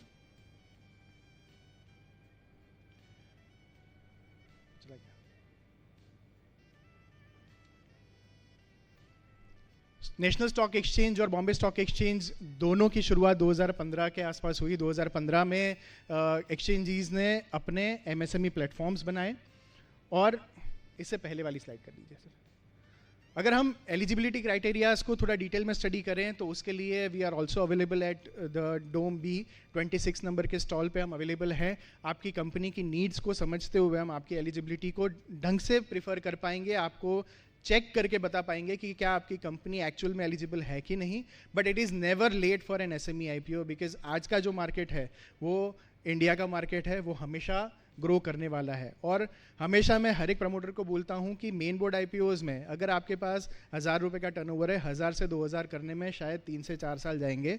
पर आपका अगर टर्नओवर 50 है, 50 करोड़ से 500 करोड़ करने में इतना टाइम नहीं जाएगा जितना 1000 से 2000 में जाएगा। सो जो कंपनीज ये रेंज में चल रही है जहां पे उनको सिर्फ एक ग्रोथ कैपिटल की रिक्वायरमेंट है, उनके लिए स्टॉक एक्सचेंज पे लिस्टिंग एक बढ़िया टूल हो जाता है अपने ग्रोथ को फ्यूल करने के लिए। अगर हम लिस्टिंग के बेनिफिट्स देखें तो प्रीवियस स्लाइड कर दीजिए प्लीज। लिस्टिंग के बेनिफिट्स देखें तो आज जो कंपनी को सिर्फ साड़न पहचानता है, वो कंपनी एक बार लिस्ट हो जाने के बाद नेशनल स्टॉक एक्सचेंज और बॉम्बे स्टॉक एक्सचेंज के मल्टीपल ट्रेडिंग टर्मिनल्स पे ट्रेडिंग के लिए अवेलेबल होगी। आज किस किस को पता है कि रिलायंस का रजिस्टर्ड ऑफिस कहाँ पे है? बहुत कम लोगों को पता होगा, पर सबको ये पता है कि रिलायंस है। क्यों? क्योंकि उसके स्टॉक शेयर्स लिस्टेड है। ऐसी मल्टीपल कंपनीज हैं कि जिनको सिर्फ जो इंडस्ट्री के लोग हैं वही पहचानते हैं। बट जब आप लिस्टेड हो जाते हैं तो बहुत सारे एवेन्यूज ओपन हो जाते हैं, आपकी एक विजिबिलिटी क्रिएट हो जाती है इन द मार्केट। जो आपके नोन लोग नहीं है वो भी आपको पहचानने लग जाते हैं। जब आप लिस्टिंग की तरफ जाते हैं तो ऑब्वियसली आपको एक रिगरस प्रोसेस के थ्रू पास होना पड़ेगा। तो आपके जितने भी नेगेटिव पॉइंटर्स हैं उन सबको एक प्रोफेशनल एजेंसी इन्वॉल्व होके आपके फ्लॉज को आइडेंटिफाई करके आपको गाइड करेगी कि आपको ये काम इस तरीके से करना है, जिससे लिस्टिंग तो एक एडिशनल बेनिफिट है बट आपकी ऑपरेशनल एक्सेलेंस भी बढ़ेगी, आपके इंटरनल जो फ्लॉज है वो भी क्लियर होंगे, आपकी जो इक्विटी है वो भी उसकी वैल्यू अनलॉक होती है। आप सिंपली समझे तो यहाँ पे जितने भी बिजनेसमैन बैठे हैं उन सबको एक सिंपल क्वेश्चन पूछूं कि आपकी बैलेंस शीट में आपकी इक्विटी किस तरफ आती है? सर आपकी बैलेंस शीट में इक्विटी किस तरफ आती है? सर बैलेंस शीट में इक्विटी हमेशा लायबिलिटी की तरफ आती है और उसी लायबिलिटी को एक्चुअली हमें असेट क्रिएट करना है। वो लायबिलिटी की तरफ क्यों है? क्योंकि आज 10 रुपए का शेयर है, आपने 10 रुपए कंपनी में इन्वेस्ट किए और उसका मार्केट नहीं है। आप सेल करने जाओ, आपकी कंपनी के शेयर्स आप सेल करने जाओ, कोई खरीदेगा क्या सर? पर अगर इसी कंपनी के शेयर्स को आप लिस्ट कर दोगे, उसी को एक मार्केट दे दोगे, तो उसका एक वैल्यू क्रिएट हो जाएगा। वही चीज हमें क्रिएट करनी है। जो आपकी बुक्स पे लायबिलिटी बन के बैठा है उसी को हमें असेट क्रिएट करना है। वही SME लिस्टिंग का ब्यूटी है सर। जो अभी आपकी लायबिलिटी है, जो आपकी लायबिलिटी बन के शेयर कैपिटल बनी है, वही लिस्टिंग के बाद आपकी करेंसी बन जाएगी। अगर आपको मर्जर करना है तो आपकी कंपनी के शेयर्स सामने वाली कंपनी को देके भी आप मर्जर कर सकते हो। आपके बैंक अकाउंट में से एक भी पैसा डेबिट करने की भी ज़रूरत नहीं है, जो कि एक कंपनी के लिए, एक ग्रोइंग कंपनी के लिए एक्विजिशन टूल ओपन कर देता है, एक ग्रोइंग कंपनी के लिए रिटेंशन टूल ओपन कर देता है। जैसे मैंने शुरुआत में बोला कि अच्छे एम्प्लॉयज़ है वो आपके साथ जुड़ के रहना चाहते हैं, पर हम पैसा खर्च नहीं कर सकते, बट उनको वैल्यू तो दे सकते हैं। अपनी कंपनी में हिस्सेदार बनाओ। अगर आप उसको हिस्सेदार बनाओगे, अगर वो कंपनी की मार्केट में वैल्यू है तो उतनी अपने आप वैल्यू बढ़ने लगेगी। It can be used as an retention tool of the employees also. Next slide please. जो मैंने अभी डिस्कस किया उसी को ये थोड़ा डिटेल में बताया गया था। इसके ऊपर डिटेल डिस्कशन करने के लिए भी हम हमारे स्टॉल पे मिल सकते हैं सर। Next slide please. और प्रमोटर्स जो कि यहाँ पे बैठे हुए हैं, उन लोगों के लिए SME, मैं तो अब तक बिजनेस के बारे में बात कर रहा था, पर पर्सनल लेवल पे अगर प्रमोटर्स से डिस्कशन करें तो प्रमोटर्स के लिए SME लिस्टिंग क्यों जरूरी है? आज प्रमोटर्स के पास नेटवर्थ है बट उसकी विजिबिलिटी नहीं है। आज किसी को पूछो कि भाई आपके पास पैसा कितना है, तो वो बता देंगे कि मेरे पास XYZ प्रॉपर्टीज है, उसकी मार्केट वैल्यू ये है, पर कंपनी में जो शेयर्स है उसका क्या? उसी को मार्केट देने के बाद वो जो आपके शेयर्स हैं उसकी भी नेटवर्थ आपके बुक्स पे ऐड हो जाएगी। द शेयर्स जो अपने बैंकर्स यहाँ पे बैठे हुए हैं उन लोगों के पास आप मॉर्गेज कर सकते हो, It can also be used as a collateral securities for further fundraising on personal capacities also.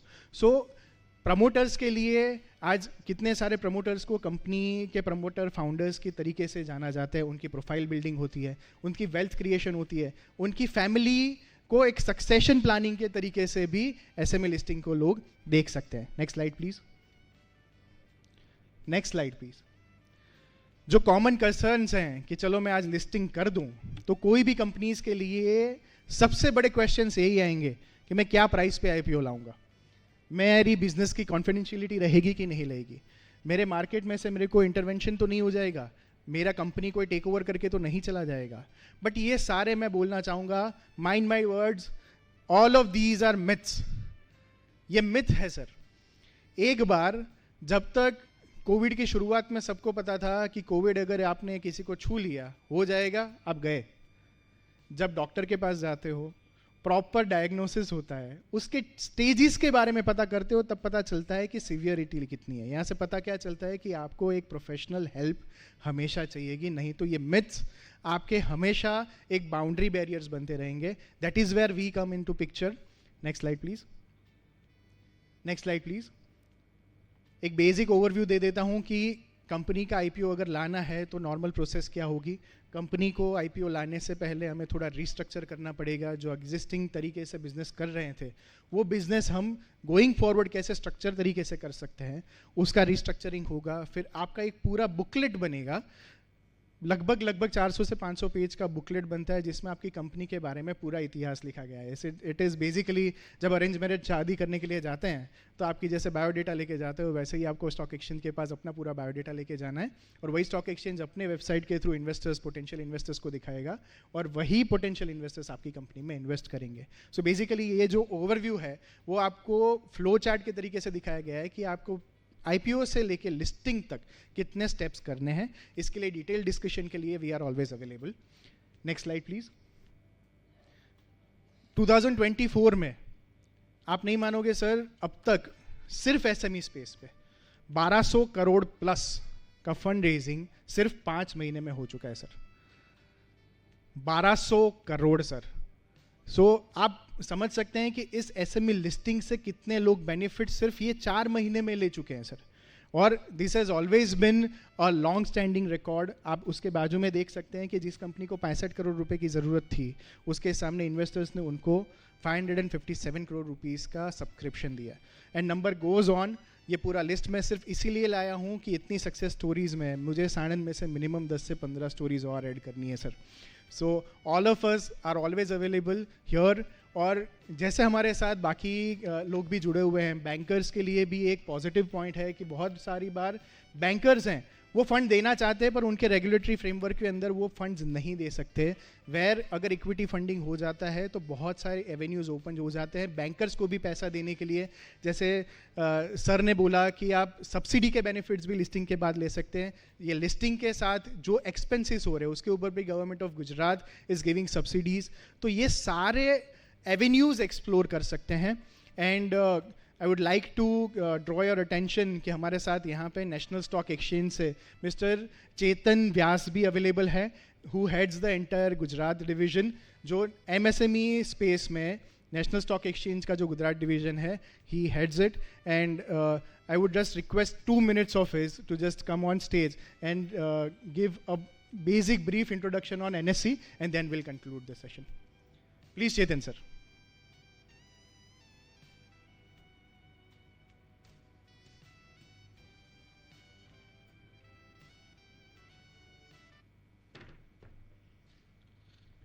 Thank you Ikshit. और मेरे ख्याल से डॉम में कम लोग हैं, बट मेरे ख्याल से हर एक लोग जो अवेलेबल है वो दूसरे और अच्छे प्रमोटर्स, क्योंकि गुजराती में एवी बात कहेवाय कि आ एक एकली जेवी जनता एवी है कि सारी बात जाणीए तो આપણે બીજા 5 જણને કહીએ. તો આગળ ઇક્ષિતે જે વાત કરી એ જ કન્ટિન્યુએશનમાં કે આજે એક પોટેન્શિયલ ઓપોર્ચ્યુનિટી છે એસએમઈ કોર્પોરેટ્સ માટે. અને Gujarat is number 1 state where highest number of companies are listed. સાણંદથી પણ ઘણી કંપની ઓલરેડી લિસ્ટ થઈ ચૂકી છે. સોટેક એમાંથી એક છે. બીજી 2 થી 3 કંપની ઓલરેડી ઇન પાઇપલાઇન છે જે અમારી જોડે ડિસ્કશન સ્ટેજ પર છે. તો આજે એમનો તો એક પ્રોપર ડેડિકેટેડ સ્ટોલ અવેલેબલ છે, તો please do visit Ikshit, do discuss in detail. We are here, I am sitting in Ahmedabad. We will give you total brief how your company can be converted on a listed entity. અને આ કોઈ myth નથી, everything is possible. અને હવે અમે આ કેમ marketing stage પર આવ્યા છે, કેમ કે we are now knowing that there are huge number of investors are available in the market who are ready to invest in your company. So it is your phone call away or your step, you have to step ahead, then you can also be a listed entity on exchange platform. Thank you all. Thank you so much, Chetan sir, and thank you so much, Sanand Industrial Association, for giving us this tremendously amazing opportunity to be available here. Thank you so much, sir. And these are our contact details. Please feel free to contact us. Thank you.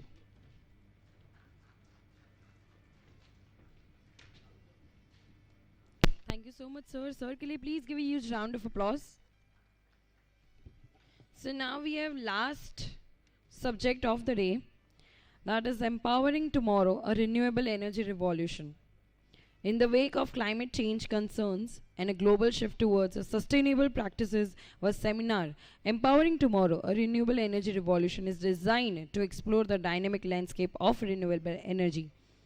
Industry experts and thought leaders will share insight on the latest advancements in hydrogen, solar, wind and other renewable sources, providing attendees with a comprehensive understanding of the opportunities and challenges in this rapidly evolving sector. Join us in exploring the transformative potential of renewable energy and charting a course towards a cleaner and more resilient energy future. So for that, our first guest speaker, I would like to invite him on stage, Mr. Kishore Singh Ji Zala, President of Gujarat Federation of Solar Industries. Please give a huge round of applause for him.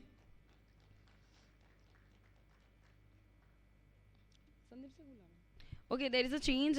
Firstly, I would like to invite Mr. Sandeep Agrawal, the founder of Greenzo. Please give a huge round of applause for him.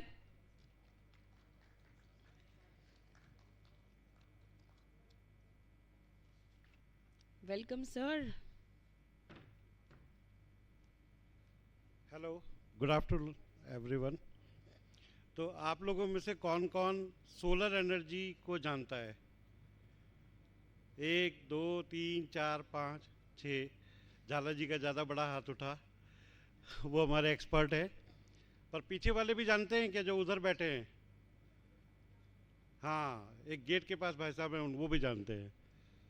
तो solar energy को बोलते हैं renewable energy.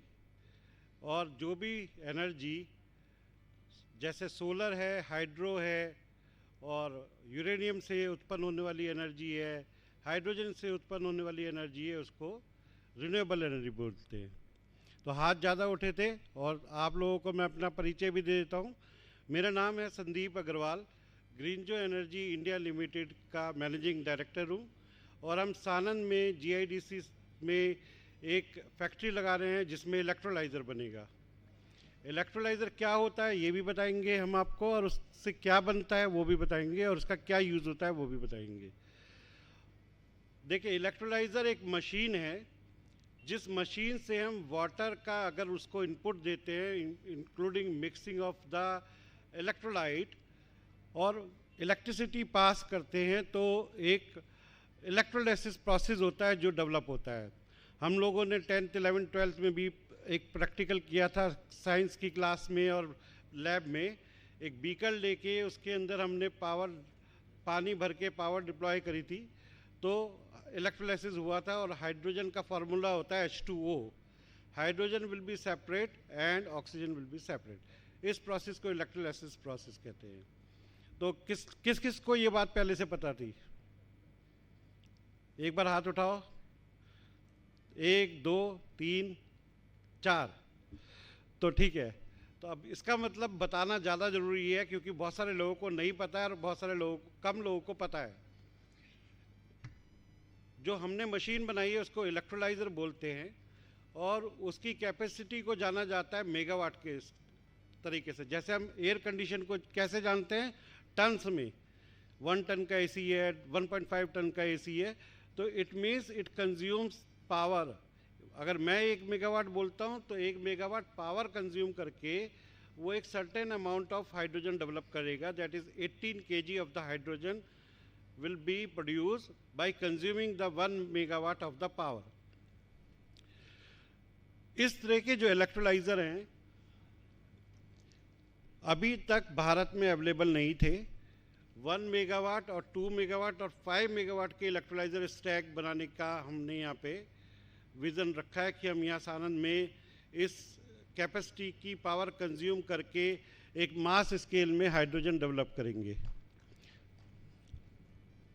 तो here is about what we are going to do, changing billions life through sustainable energy independence. Next please.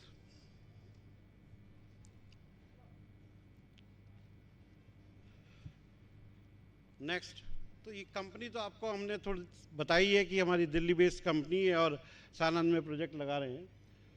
So we have a experience skill team in our company, like engineer DP Kaura ji, he is ex NTPC, electrical engineer ex DGM NTPC, research associate PhD chemical engineering from IIT Delhi, Mr. Sachin Tomar, Mr. Bijendra Basniyat is a country director of Nepal and Myanmar, Mr. Bharat Gupta, executive director, he was ex-joint secretary from Government of India, senior vice president, ex-AGM NTPC, and one of our founder director also, Ms. Shreya Agarwal, she is from IIT Bombay, and chartered accountant Amit Singhal, independent director, is one of our director. So we want to say that by qualification I am also MTech from IIT Roorkee, and our all team are IITians or ex-NTPC. So we have, next please, we have this capability to develop the hydrogen generation machine, and from this slide we want to tell you about the natural reforming and thermal process, what are the process, how we can generate the hydrogen, what type of hydrogen have the colors. So as our machine will generate green hydrogen, and you all are known that green hydrogen is nowadays promoting by the Mission 2023, because we want to reduce the carbon captures. So there are various procedure to develop the hydrogen, such as mixing of gases, making hydrogen by the coal, and making hydrogen through the water electrolysis. So they have known as with the colors. So next please. So this is the color. The hydrogen, previous one, previous. Yes. Next. So if you can see that hydrogen produced by electrolysis of water using electricity from renewable sources like wind, solar, or other hydro, it will create zero CO2 emission are produced. मतलब जो hydrogen को produce करने में carbon ना generate हो, ऐसी hydrogen को generate करने वाली हाइड्रोजन को ग्रीन हाइड्रोजन बोलते हैं. And so on, if you can see the blue hydrogen produced from fossil fuel, gray, black or brown hydrogen, it is called gray, black or brown. Hydrogen extract from natural gas using steam, methane, reforming, this is the most common from the hydrogen production in the world. That is called gray. Purple, pink, hydrogen produced by electrolysis using nuclear power. Hydrogen produced from electrolysis process using solar, wind and hydro is called green hydrogen. But if you use the nuclear power, then it will call purple or pink. So these are some colors which define how we have created the hydrogen. So same as for the turquoise, hydrogen produced by the thermal splitting of methane. Next is brown, black hydrogen extract from the coal using gasification. Yellow hydrogen produced by electrolysis using grid electricity. White hydrogen produced as byproduct of industrial process, also referred to hydrogen occurring in it. So these are the colors by these colors the hydrogen can be denominated. तो सब लोग सोचते हैं कि hydrogen तो देखने में एक जैसी होती है, तो ये ग्रीन हाइड्रोजन का क्यों बढ़ावा दे रहे हैं? हमारे जामनगर में रिफाइनरी लगी हुई है जिसमें हाइड्रोजन जनरेट होती है, या कई गुजरात सबसे बड़ा प्रोड्यूसर है हाइड्रोजन जनरेट करने का और कंज्यूम करने का भी। बट जो हाइड्रोजन वाटर इलेक्ट्रोलाइसिस करके और रिन्यूएबल एनर्जी से जनरेट होती है उसी को ग्रीन बोलते हैं, और ग्रीन हाइड्रोजन का के लिए मिशन ग्रीन हाइड्रोजन 2023 बनाया गया है, जिसमें बहुत सारी सब्सिडीज़ दी गई हैं हाइड्रोजन के प्लांट लगाने पे भी, और हाइड्रोजन बनाने की जो मशीन इलेक्ट्रोलाइज़र की हम बात कर रहे हैं उसके ऊपर भी। Next please. Next. So I just told you कि renewable electricity generation which will go through the electrolyzer, getting electricity to an electrolyzer, and it can create the hydrogen, it can separate the hydrogen and oxygen separately, and it can be used as a distribution and storage of hydrogen, and there are various applications of hydrogen. It can use in industry, it can use in the shipping, automobile, and other applications are also here. I will explain you in next slide. This can be useful for net zero emission. Next please.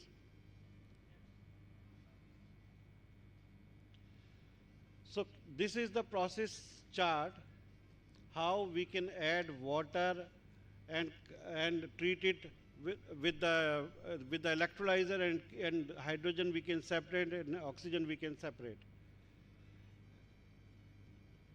So मैं इस slide के ऊपर ही आपको बताना चाहूँगा, hydrogen एक ऐसा dense career है एनर्जी का जिसको आप 400 साल तक भी स्टोर कर सकते हैं। अभी हम लोग जो सोलर से पावर डेवलप करते हैं that is very useful, but उस पावर को हम डे टाइम में ही ले सकते हैं। अगर हम हाइड्रोजन प्लांट सोलर प्लांट के साथ लगाते हैं और दिन में हम हाइड्रोजन डेवलप करते हैं उस सोलर कैपेसिटी से, और थोड़ा एक्स्ट्रा लगा के सोलर को हम दिन में लोड को भी पावर अप कर दें और कुछ हाइड्रोजन भी डेवलप कर लें, तो नाइट टाइम में उसी हाइड्रोजन को हम फ्यूल सेल टेक्नोलॉजी के थ्रू पुश करके पावर जनरेट कर सकते हैं। तो सोलर और हाइड्रोजन का एक ऐसा कॉम्बिनेशन बनता है कि जो सोलर प्लांट्स हैं उनको हाइड्रोजन लगाना कंपलसरी कर दिया गया है। जैसे कि अभी एक पॉलिसी आई थी गुजरात की कि जिसमें 1.9 लाख हेक्टर लैंड को अलॉट करा गया था, 1.9 बिलियन हेक्टर लैंड को, जिसमें वेल्सपन, रिलायंस, न्यू अडानी इस तरह की कॉरपोरेट कंपनी आई थी। बट उनका अनाउंसमेंट हुआ था कि this much gigawatt of the green hydrogen. That is nothing but government wants कि सोलर प्लांट के साथ अगर आप ग्रीन हाइड्रोजन डेवलप करोगे, एटलीस्ट 20% पावर को कंज्यूम करोगे, तभी हम आपको लैंड अलॉट करेंगे। And government have this obligation कि गवर्नमेंट को जो पोर्ट पे शिप्स आ रहे हैं उनको हाइड्रोजन से पावर अप करके देना है और अमोनिया से पावर अप करके देना है। That's why hydrogen projects are coming up with the green hydrogen which power can be taken from the solar. So again this process have came. Now it's an interesting topic for all of you. Electricity 39.4 megawatt per hour, which can be electrolysis and generate 8 tons of the hydrogen in 1.1 ton, and water is 9.1 ton. So अगर हम 1 megawatt के electrolyser को लेते हैं, example ज़्यादा का है पर मैं आपको सरल भाषा में समझाता हूँ। अगर हम 1 मेगावाट इलेक्ट्रिसिटी कंज्यूम करते हैं तो we can get 18 kg of the hydrogen, और एक इलेक्ट्रोलाइजर की करंट कैरिंग कैपेसिटी होती है 46 यूनिट। और अगर हम 3 रुपए की इलेक्ट्रिसिटी का इनपुट देते हैं तो हमको हाइड्रोजन जनरेट होती है 2 रुपये 85 पैसे पर केजी। आज का market selling rate green hydrogen का है 600 per kg to 700 per kg, depend on the requirement at sites. Next please. So hydrogen is a next future fuel which can create thousands of jobs and thousands of more to generate the revenue. Because एक hydrogen की पूरी value chain create होने जा रही है market में, not even the electrolyser, mixing of the electrolyser, hydrogen technology, fuel cell technology and इस तरह की कम्बशन इंजन्स मार्केट में आ गए जिससे कि कार, ट्रक और बसेस चलेंगे, और हाइड्रोजन को जैसे हम सीएनजी भरते थे ऐसे हाइड्रोजन को भी हम फिलअप करके कार और ट्रक्स चलाएंगे। Next please. नेक्स्ट। तो यहाँ पे सम अनाउंसमेंट्स हैं और हाइड्रोजन का मार्केट शेयर है। जैसा मैंने अभी आपको बताया कि 5 मिलियन टन हाइड्रोजन की रिक्वायरमेंट है 2020-30 तक per annum. Out of that 5 million ton आज की भी जो रिक्वायरमेंट है उसमें से हम लोग 70% हाइड्रोजन और अमोनिया को इंपोर्ट कर रहे हैं, ग्रीन हाइड्रोजन और अमोनिया को इंपोर्ट कर रहे हैं, because there is no player in the market who can create the electrolyser. और ये डिमांड 2030 तक और भी बढ़ेगी, लगभग 9 मिलियन टन्स हो जाएगी, और 2050 में तो ये 20 मिलियन टन्स को टच कर रही है।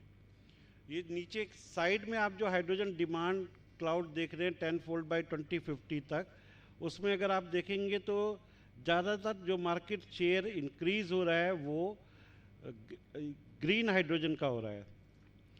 और ग्रीन हाइड्रोजन की एप्लीकेशंस भी यहाँ पे हैं कि we can use it on industry, transport, power generation, hydrogen blending in natural gases. Next please. So जैसा अभी मैंने बताया कि 10 बिलियन का मार्केट, $10 बिलियन का मार्केट है cumulative value of the green hydrogen market by 2030, and it is from the ADB bank report. We have taken this data from ADB Bank and World Bank report.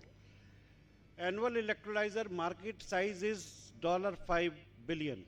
Cumulative electrolyzer capacity and demand. Now I am coming to the point. 2030 तक 20 gigawatt के electrolyser की demand है। ग्रीनजो energy ने जो project start करा that is only 250 megawatt capacity का project है, जो कि हम 3 साल में 1 गीगावाट में लाएंगे। 1 गीगावाट, और कहाँ 20 गीगावाट, 19 गीगावाट का मार्केट गैप है।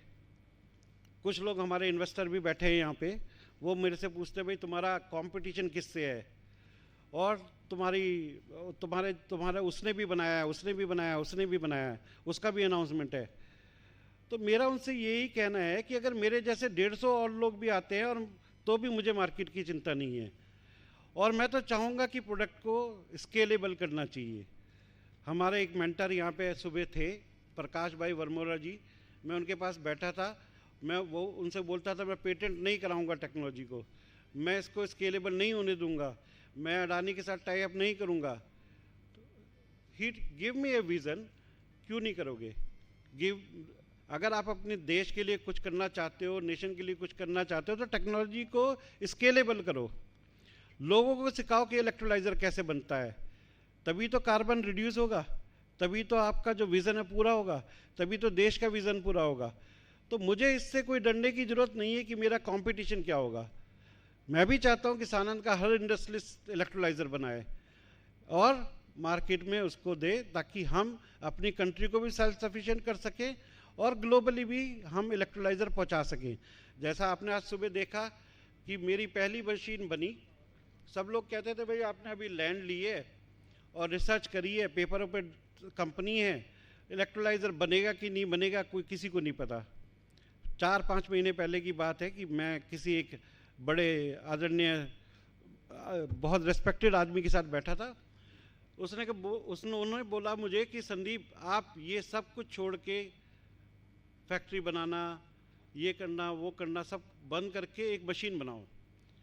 मैंने वो मशीन डेवलप करी, उसको टेस्ट कराया, आज एक्सपो में आपके समक्ष उसे प्रदर्शन किया, और चांस ये था कि कल 2 दिन पहले मुझे ओमान से फ़ोन आया कि हमको ग्रीन हाइड्रोजन से अपना एयरपोर्ट पावर अप करना है। उन्होंने जिस कैपेसिटी की मशीन मांगी वही कैपेसिटी की मशीन मैंने डेवलप करी थी। उन्होंने एक टीम अपनी अहमदाबाद भेजी, बोले हमको फैक्ट्री विज़िट करना है, और विज़िट करके देखना है कि आप वाकई में सच बोल रहे हो कि आपने बनाई है या चाइना से उठा के लिया है या 2-3 चीज़ें जोड़ के एक मशीन बना दी हो। मैंने उनको इनवाइट किया, उनकी एक टीम हमारी फैक्ट्री में जो मैंने कॉन्ट्रैक्ट पे ली हुई है, विज़िट करके उनको मैंने पाइप दिखाए, फ्लैंजेस दिखाई, टेक्नोलॉजी बताई और उनको मैंने अपने यहाँ मशीन कटिंग होते हुए दिखाई। तो दे फील वेरी सेटिस्फाइड, बोलते हैं कि मेरे को यही मशीन चाहिए और मैं ये ओमान वो एयरपोर्ट पे लेके जाऊंगा। शेख साहब से बात कराई जो सुबह आए थे कि मैं ये ओमान एयरपोर्ट पे लेके जाऊंगा और वहाँ पे इलेक्ट्रिसिटी कन्वर्ट करके ओमान को पावर अप करूंगा। तो मैंने उनसे एक ही बात रखी कि आपको आना पड़ेगा मशीन लेने के लिए, देखने के लिए और मुझे पैसा देने के लिए। तो ओमान से साहब सुबह आपने देखे ही थे, आए थे। तो ये बात बताने का पर्पस ये है कि आज की डेट में इलेक्ट्रोलाइज़र हमारी डिमांड से बिकता है, हमारी टर्म्स पे बिकता है। तो मैं सभी से ये अनुरोध करूंगा कि सब लोग रिन्यूएबल एनर्जी को अपनाएं। हमारे बीच सोलर के एक्सपर्ट भी हैं, उनको भी सुने और सोलर एनर्जी को अपने जीवन में लाएं, क्योंकि ये एनर्जी ऐसी एनर्जी है जो कि आपको मुफ्त में मिल रही है। थोड़ा कैपेक्स लगा के अगर आपको इलेक्ट्रिसिटी मिल रही है और आपका बिल बचता है तो इससे बेहतर कोई बात नहीं होगी। Thank you very much. I invite Zala ji to come on the stage please.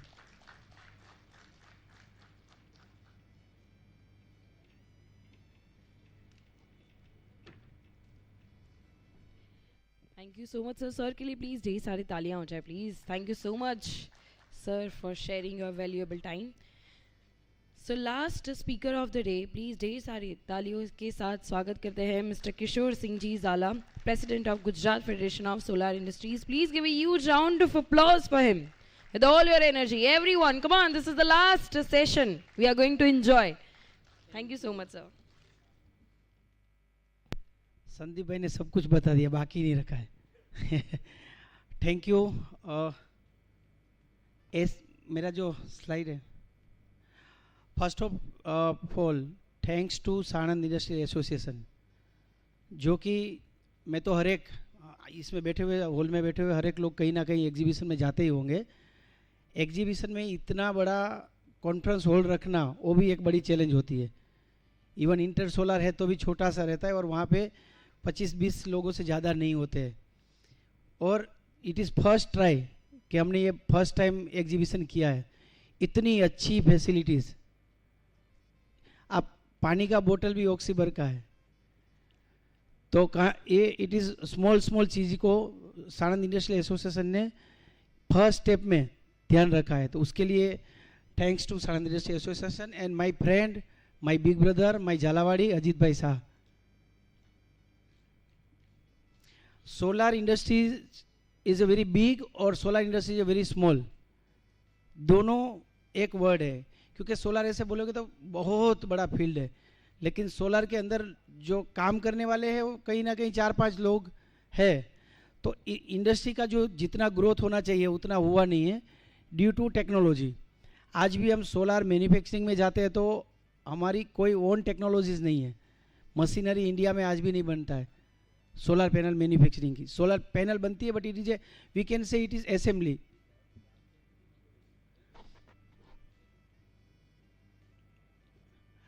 Welcome.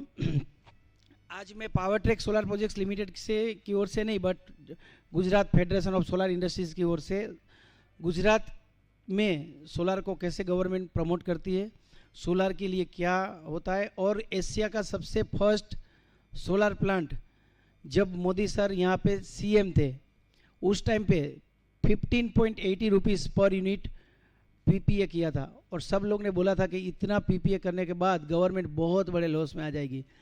आज वही स्टेप का और वही डिसीजन का ये है कि आज 2 रुपया 25 पैसा में पावर मिल रहा है। तो द विजन जो था सोलर पार्क चारण का वो आज वो एशिया का था, अभी वर्ल्ड का सबसे बड़ा कच्छ में बन रहा है। नेक्स्ट, आज के जो सब्जेक्ट है बहुत कुछ है, लेकिन हम type of renewable energies. Next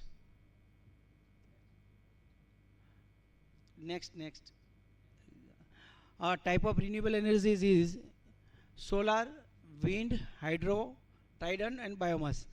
तो सोलर, विंड और हाइड्रोजन में मैंने काम किया हुआ है, और मैं बोलूँगा कि मुझे सोलर से ज़्यादा हाइड्रोजन, मेरी जो करियर मैंने स्टार्ट की थी वो हाइड्रोजन से की थी। बट गुजरात के अंदर इतना हाइड्रोजन का नहीं है जो साउथ इंडिया में हमको उसका ऑप्शन मिल रहा है। और टाइडल एनर्जी अभी इतना इंडिया में नहीं हुआ है, बट कहीं कहीं जहाँ पे सी सोर्स एरिया है वहाँ पे ये चालू है। नेक्स्ट, रिन्यूएबल पॉलिसी स्कीम, जिसके बारे में हम ऑलवेज एक कन्फ्यूज़न रहता है कि सोलर प्लांट लगाना it is not important. Solar panel ले लिया, इन्वर्टर ले लिया, केबल ले लिया और स्ट्रक्चर ले लिया तो सोलर प्लांट लग गया। बट वो आप कौन सी स्कीम में लगाते हो, क्या स्कीम है, वो स्कीम से हमको क्या बेनिफिट होगा। तो गुजरात के अंदर सोलर पॉलिसी स्कीम में है rooftop 1 kilowatt to 1 megawatt. Why 1 kilowatt to 1 megawatt? Resident हो या इंडस्ट्री हो, रेसिडेंट में 1 किलोवाट से स्टार्ट होता है, और इंडस्ट्री में गुजरात की पॉलिसी के हिसाब से 1 मेगावाट से ज़्यादा इंडस्ट्रियल रूफटॉप में आप सोलर नहीं लगा सकते हो। इन पास्ट बहुत सी इंडस्ट्री ने ये मिस्टेक की थी, 5-5 मेगावाट इंडस्ट्री में लगा दिया था। बहुत ब्रांडेड इंडस्ट्री ने, जो पॉलिसी के नॉलेज नहीं होने की वजह से गवर्नमेंट ऑफ गुजरात ने वो रूफटॉप निकलवाया, और 1 मेगावाट से ज़्यादा इंडस्ट्री में, यानी कि आपके ओन प्रीमाइसेस में आप नहीं लगा सकते हो सोलर रूफटॉप। रीज़न है कि पावर का जो ट्रांसमिशन लॉस है वो गवर्नमेंट को होता है, और पॉलिसी 1 मेगावाट के ऊपर इंडस्ट्री में, कैप्टिव पावर प्लांट में इन कैंपस नहीं है। दूसरा पॉलिसी है sale to discom ground mounted RESCO. Sale to discom मैंने इसलिए रखा है कि अभी डिस्कॉम यानी कि डिस्ट्रीब्यूशन कंपनी, या sale to third party. Sale to discom अभी गुजरात के अंदर बहुत ही अच्छा स्कीम है, और आज की डेट में ऐसा बोल सकते हैं कि सेल टू डिस्कॉम 1000 मेगावाट से ऊपर ओनली एंड ओनली सौराष्ट्र में हो रहा है। और that policy earlier the policy name was SSDSP, small scale solar distribution projects, और अभी वो सेम सेल टू डिस्कॉम में PM कुसुम। PM कुसुम का 3 कंपोनेंट है, PM Kusum A, PM Kusum B और PM कुसुम C। PM कुसुम C के अंदर सेल टू डिस्को में आप प्रोजेक्ट लगाओ, गवर्नमेंट आपसे पावर परचेज करेगी for 25 years, and reverse bidding process है। जो लास्ट बिडिंग हुआ है वो 3 रुपीज़ में हुआ है, वही same line. And open access और थर्ड पार्टी, बहुत ही वेरी वेरी इंपॉर्टेंट कि ओपन एक्सेस क्या है और थर्ड पार्टी क्या है। ज़्यादातर इंडस्ट्री में एक क्वेश्चन इतना कन्फ्यूज़न क्रिएट करता है, या तो थर्ड पार्टी, पहले थर्ड पार्टी का बिजनेस हम कर सकते थे, अभी थर्ड पार्टी बिजनेस करना वो एक डिफ़िकल्ट है या तो एक चैलेंज है। और ओपन एक्सेस अभी 100 किलोवाट के लिए भी कर दिया है। ओपन एक्सेस मतलब आपको 100 किलोवाट का प्लांट चाहिए, कोई लगा के देता है तो आप वो प्लांट का पैसा नहीं दोगे, आपके ही रूफटॉप के ऊपर वो प्लांट लगा देगा और आप यूनिट लोगे। लेकिन उसकी लिमिटेशंस है, गवर्नमेंट में बैंकिंग चार्ज, वीविंग चार्ज वो सब डाला हुआ है। Next 1 minute sorry. And captive power plant and group captive, यहाँ पे बैठे हुए या तो इंडस्ट्री, कोई भी इंडस्ट्री हो, सानंद इंडस्ट्री एसोसिएशन हो या इंडिया की कोई भी इंडस्ट्री है, तो अर्लियर सोलर के पहले हम कैप्टिव में क्या लिखते थे, HFO प्लांट है, LDO प्लांट है, या तो थर्मल पावर प्लांट है, या डीजल जनरेटर सेट है, वो हम कैप्टिव कंजप्शन के लिए लगाते थे। आज की डेट में कैप्टिव पावर प्लांट के लिए सोलर हम लगा सकते हैं, और सोलर 2 है, एक कैप्टिव रूफटॉप है और एक कैप्टिव ग्राउंड माउंटेड है। ऑन कैप्टिव और ग्रुप कैप्टिव, ऑन कैप्टिव और ग्रुप कैप्टिव में क्या डिफरेंट है मैं आगे बताता हूँ। कैप्टिव प्लांट में आप 1 मेगावाट से ज़्यादा रूफटॉप में नहीं लगा सकते हो, मतलब आपका खुद का कंजप्शन है, उसमें बैंकिंग चार्ज एक लगता है। अगर इन कैंपस है तो आपको वीविंग चार्ज और ट्रांसमिशन चार्ज नहीं लगता है। ग्रुप कैप्टिव और जो अभी नया पॉलिसी आया है उसमें hybrid policy, hybrid policy it is means it is mixing of 3 energy और 2 एनर्जी, मतलब विंड, सोलर और ग्रिड। और अभी हम बोलेंगे, संदीप सर ने जैसे बोला है कि ग्रीन हाइड्रोजन भी थोड़े टाइम के बाद वो हाइब्रिड में ही कन्वर्ट होगा। नेक्स्ट, गुजरात के अंदर जो अभी गुजरात पॉलिसी 2023 जो लॉन्च हुई है, उसमें बाय 2030 तक गुजरात गवर्नमेंट का टारगेट 100 गीगावाट्स तक रिन्यूएबल एनर्जी का प्लानिंग है, और 4 लाख एकड़ के अंदर मोर देन 5 लाख करोड़ का इन्वेस्टमेंट गुजरात के अंदर आएगा under the scheme of policy of 2023. Next, ये जो टारगेट है 5 गीगावाट तक 2003 तक करना है, वो विज़न है. और मैक्सिमम जो यूटिलाइजेशन है आज की इंडस्ट्री का, उसका 50% स्टेक रिन्यूएबल एनर्जी से आए, वो एक विज़न है. नेक्स्ट, ऑब्जेक्टिव, ये थोड़ा डिटेल में इसलिए जाएंगे, to tap the RE potential available in state. मतलब हर जगह पे आप रिन्यूएबल एनर्जी का स्टेक है तो यूटिलाइजेशन हो. Increase share of R E and ensure security reduce dependency.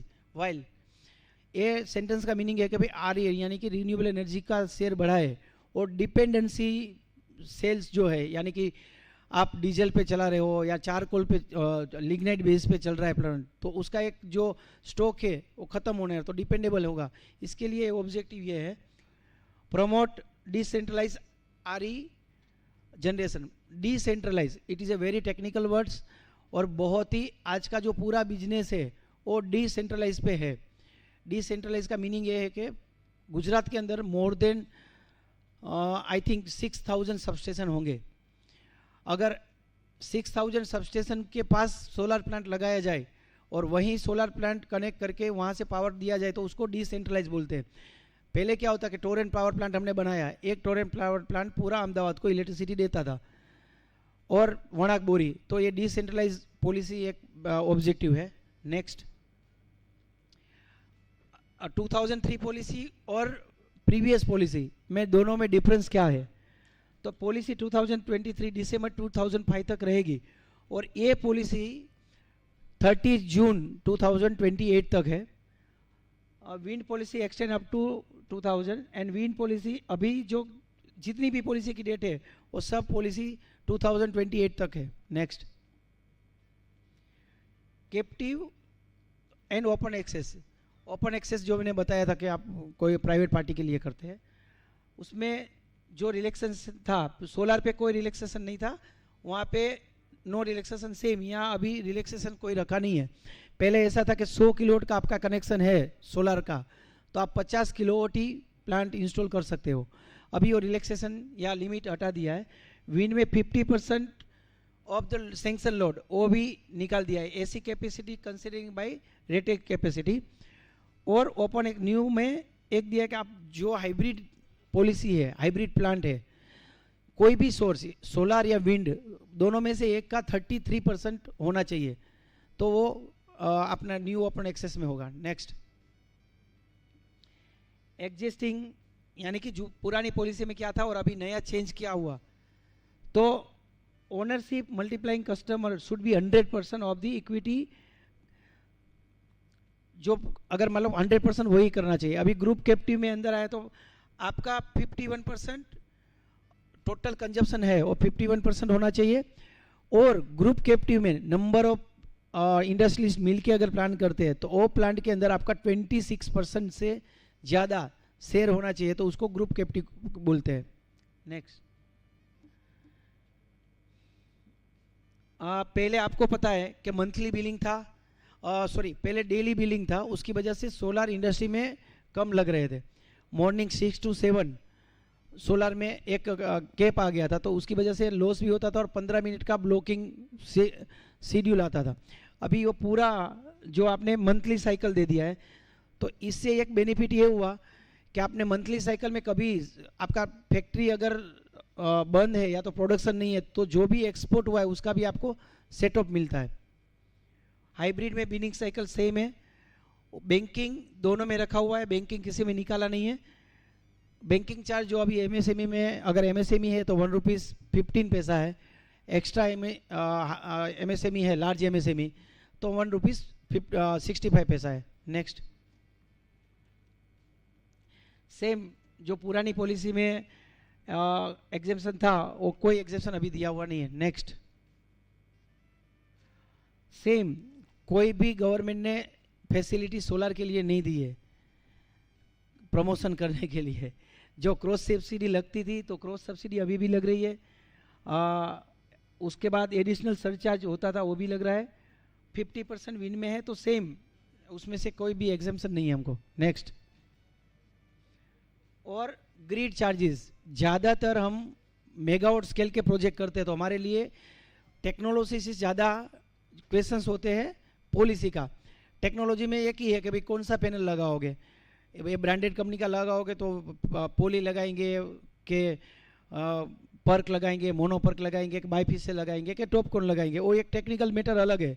लेकिन उसके पहले प्रोजेक्ट लगाने से पहले कौन से चार्ज लगते हैं और वो चार्ज हम पे करेंगे तो फाइनली यूनिट जो आपने प्लांट लगाया है इधर वो ग्राउंड माउंटेड है या तो आपका रूफटॉप में लगा हुआ है तो उसमें transmission charge, wheeling charge, cross subsidy charge, stand by, इस सब मिला के अप्रोक्सीमेटली ₹3.25 पर यूनिट गवर्नमेंट को आपको पे करना है। क्रॉस सब्सिडी जो है वो कैलकुलेटेड नहीं होती है बट ₹1.75 के आसपास है। Next, okay, small scale distribution जो बोलते हैं उसमें गवर्नमेंट को अगर पावर प्रोक्योरमेंट करना है तो 4 मेगावाट के ऊपर है तो ही उसका बिडिंग होता है, 4 मेगावाट के नीचे कोई भी बिडिंग नहीं होता है। जो भी लास्ट रेट आया है उसमें 25 पैसा प्लस करके आप डायरेक्ट गवर्नमेंट को, आपके सबस्टेशन के बाजू में प्रोजेक्ट है तो आप वहाँ पे प्रोजेक्ट लगा सकते हो, जिसको स्मॉल स्केल डिस्ट्रीब्यूशन बोलते हैं। और स्मॉल स्केल डिस्ट्रीब्यूशन के अंदर 7 स्कीम है, sale to discom, CPP, RE obligation, RPO, ऐसी। नेक्स्ट, और land, Gujarat government land provide करती है बड़े प्रोजेक्ट्स के लिए बट अदर स्टेट की तरह नहीं है। सेम जो वेस्ट लैंड है उसमें 15,000 पर हेक्टर एनुअली इंक्रीमेंट 15%, अगर it is applicable to big project, जैसे मान लो 300 मेगावाट के प्रोजेक्ट है, 100 मेगावाट्स के प्रोजेक्ट्स है, उसके लिए लैंड का फैक्टर है। हमारा छोटे प्रोजेक्ट्स के लिए ये एप्लीकेबल नहीं है। नेक्स्ट,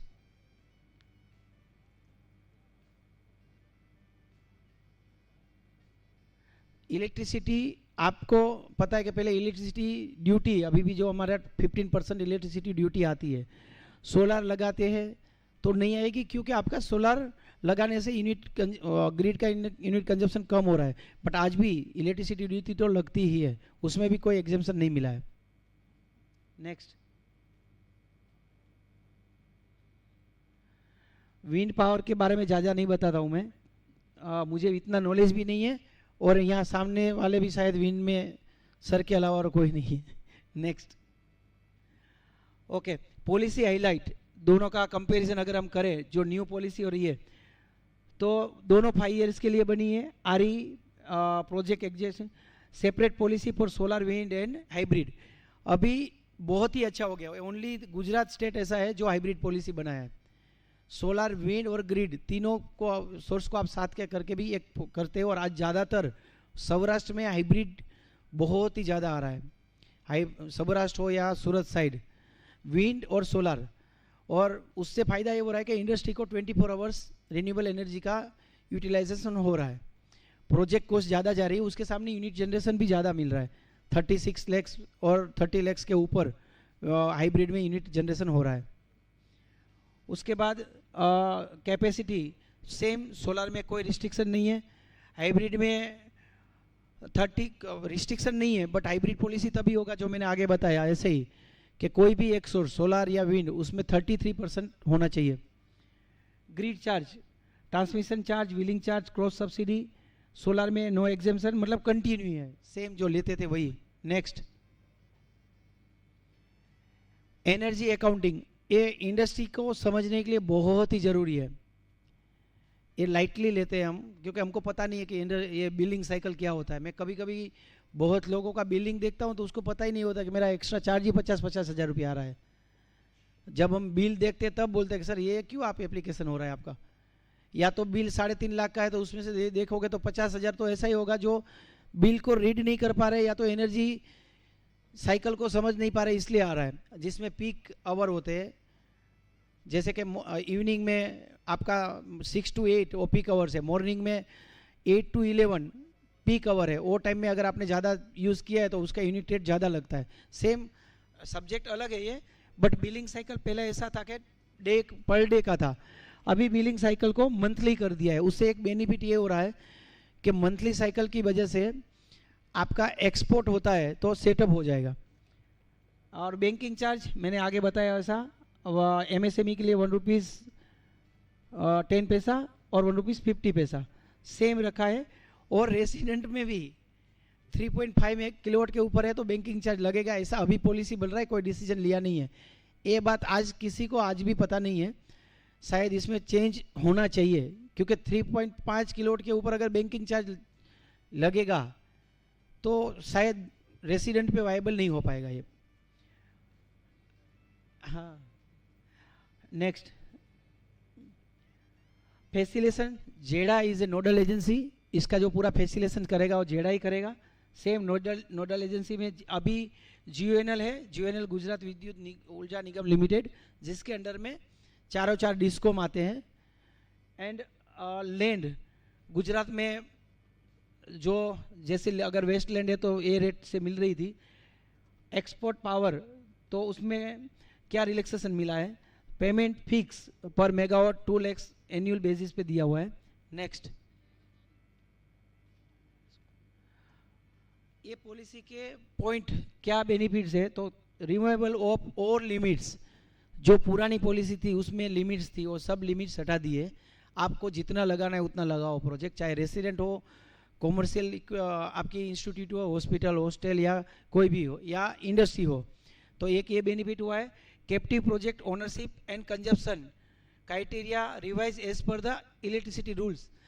मतलब इसका डेफिनेशन ऐसा है कि आपका कैप्टिव प्रोजेक्ट है तो कैप्टिव में भी पहले कैप था, भले ही आप 1 मेगावाट से ऊपर लगा सकते थे. फिर अगर आपका 5 मेगावाट का प्रोजेक्ट था तो 5 मेगावाट से ज़्यादा आप नहीं लगा सकते थे. Then removal of NA conversation. आपको पता है कि गुजरात के अंदर या तो कोई भी स्टेट में सोलर प्लांट लगाने से सबसे ज़्यादा अगर डिफ़िकल्टीज आती थी तो NA में, यानी नॉन एग्रीकल्चर लैंड करवाने में, जिसकी प्रोसेस सोलर की प्रोसेस से भी बड़ा था. तो गवर्नमेंट ने NA निकाल दिया है ग्राउंड माउंटेड प्रोजेक्ट के लिए. ओनली डीम्ड NA रखा है. डीम्ड NA यानी कि वो अभी कलेक्टर को पावर नहीं है, वो आपको प्रांत अधिकारी के पास से एक उसका फीस भर के आप करवा सकते हैं, और 15 दिन का वो खाली टाइम है.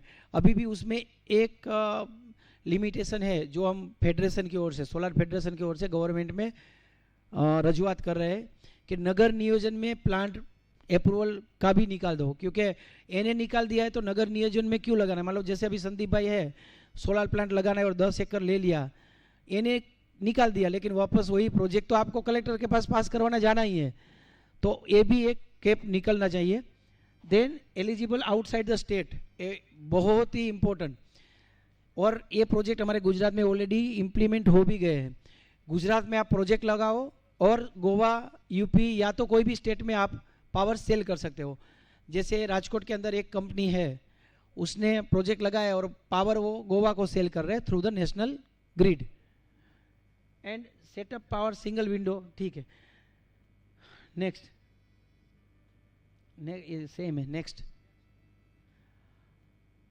अभी गवर्नमेंट की दोनों स्टेट और सेंट्रल की कितनी पॉलिसीज है, पॉलिसी को अंडरस्टैंड किए बिना अगर आप सोलर लग जाता है लेकिन उसका बेनिफिट आपको नहीं होता है. ज़्यादातर इंडस्ट्री में ये दिक्कत आती है. तो अभी open access for industries, open access में अभी लगाना कोई बेनिफिट नहीं है, क्योंकि बैंकिंग चार्ज, व्हीलिंग चार्ज ये सब ज़्यादा हो रहा है. तो उससे अच्छा आप कैप्टिव ही लगाओ, आपका खुद का ही इन्वेस्टमेंट करो. नेक्स्ट है स्मॉल स्केल डिस्ट्रीब्यूटर स्कीम, जो मैंने अभी आगे बताया, SSDSP जिसको बोलते हैं. अभी भी स्मॉल स्केल डिस्ट्रीब्यूशन बंद नहीं हुई है. अभी कोई बोल रहे थे कि SSDSP में हमको सब्सिडी नहीं मिला था. यस, SSDSP में सब्सिडी नहीं मिला था, that is for sale to discom. लेकिन SSDSP में आज भी सब्सिडी मिल रहा है फॉर कैप्टिव. अगर आपने इन कैंपस लगाया है तो आपको आज भी MSME का कैपिटल सब्सिडी और इंटरेस्ट सब्सिडी मिल ही रहा है. एंड ग्रुप कैप्टिव, जो 26% आपने स्टेक लेते हो तो ग्रुप कैप्टिव पॉलिसी एक है. अभी न्यू लॉन्च हुआ है PM सूर्या घर मुफ्त बिजली योजना, जिसमें 30,000 से लेके 78,000 तक सब्सिडी है। 3 किलोवाट तक आप लगाओ, 3 किलोवाट से कितना भी किलोवाट आप लगाओ, 78,000 रुपीज़ सब्सिडी पर है। PM सूर्य घर योजना, जो बहुत 1 करोड़ घर पे सोलार लगाना है, एक योजना है। उसके बाद है PM कुसुम, जो मैंने अभी आपको बताया। देन रेस्को मॉडल और कैपेक्स मॉडल। नेक्स्ट, ये पूरा सॉल्यूशन है। मैं अभी आगे नहीं जाता हूँ, ये हमारा EPC बिजनेस का है, तो EPC प्लेयर को पता होगा, इंजीनियरिंग, प्रोक्यूरमेंट, ये सब। नेक्स्ट, ये भी नेक्स्ट नेक्स्ट नेक्स्ट ये बिजनेस मॉडल है सोलार के। मैंने प्रोसेस इसलिए नहीं बताया कि सामने थोड़ा मुझे भी लगता है मैं बोलूँ तो समझ में तो आए। कैपेक्स मॉडल और ओपेक्स मॉडल, अभी ओपेक्स मॉडल भी चल रहे हैं और कैपेक्स भी चल रहे हैं, लेकिन हाँ आप तो हमारे गुरु हो। रेस्को मॉडल बहुत ही ज़्यादा अभी गुजरात में सोलार के लिए चल रहा है, और गवर्नमेंट भी आज भी रेस्को मॉडल पे बहुत ही काम कर रही है। इवन आप बिलीव नहीं करोगे कि नगर पालिका भी रेस्को मॉडल पे अभी टेंडर निकाल रही है। रेस्को मॉडल पे आज भी टेंडर निकल रहा है, गवर्नमेंट का हो या प्राइवेट का हो। RESCO model means renewable energy solar company. तो इन्वेस्टमेंट मैं करूँगा, मैं प्लांट लगाऊंगा, वो मैं सोलार प्लांट में जो जनरेशन हो रहा है वो मैं किसी क्लाइंट को सेल करूँगा। ये थर्ड पार्टी मॉडल नहीं है ये। उसके बाद है leasing and subsidy. Leasing and subsidy मतलब लेंस लीड पे लेंगे, प्रोजेक्ट में सब्सिडी मिल रहा है। PM कुसुम में बहुत ही अच्छा सब्सिडी है, 1 मेगावाट पे 1 करोड़ 5 लाख का सब्सिडी मिल रहा है। और पहले जैसे 1 मेगावाट सोलार 3 करोड़ 50 लाख में हो रहा था, आज 1 मेगावाट सोलार जो है it is not cross more than 2.8 CR, यानी कि अभी आप देखो तो 1 करोड़ 80 लाख में सोलार प्रोजेक्ट्स, मेगावाट प्रोजेक्ट्स हो जाता है अगर PM कुसुम सी में हम प्रोजेक्ट करते हैं तो, सेल टू डिस्कॉम में। और उसमें ROI बहुत अच्छा आ रहा है। अभी भी टेंडर लाइव है, 170 मेगावाट का टेंडर UGVCL में है, 370 मेगावाट का टेंडर PGVCL में है, चारों 4 डिस्कॉम में है। नेक्स्ट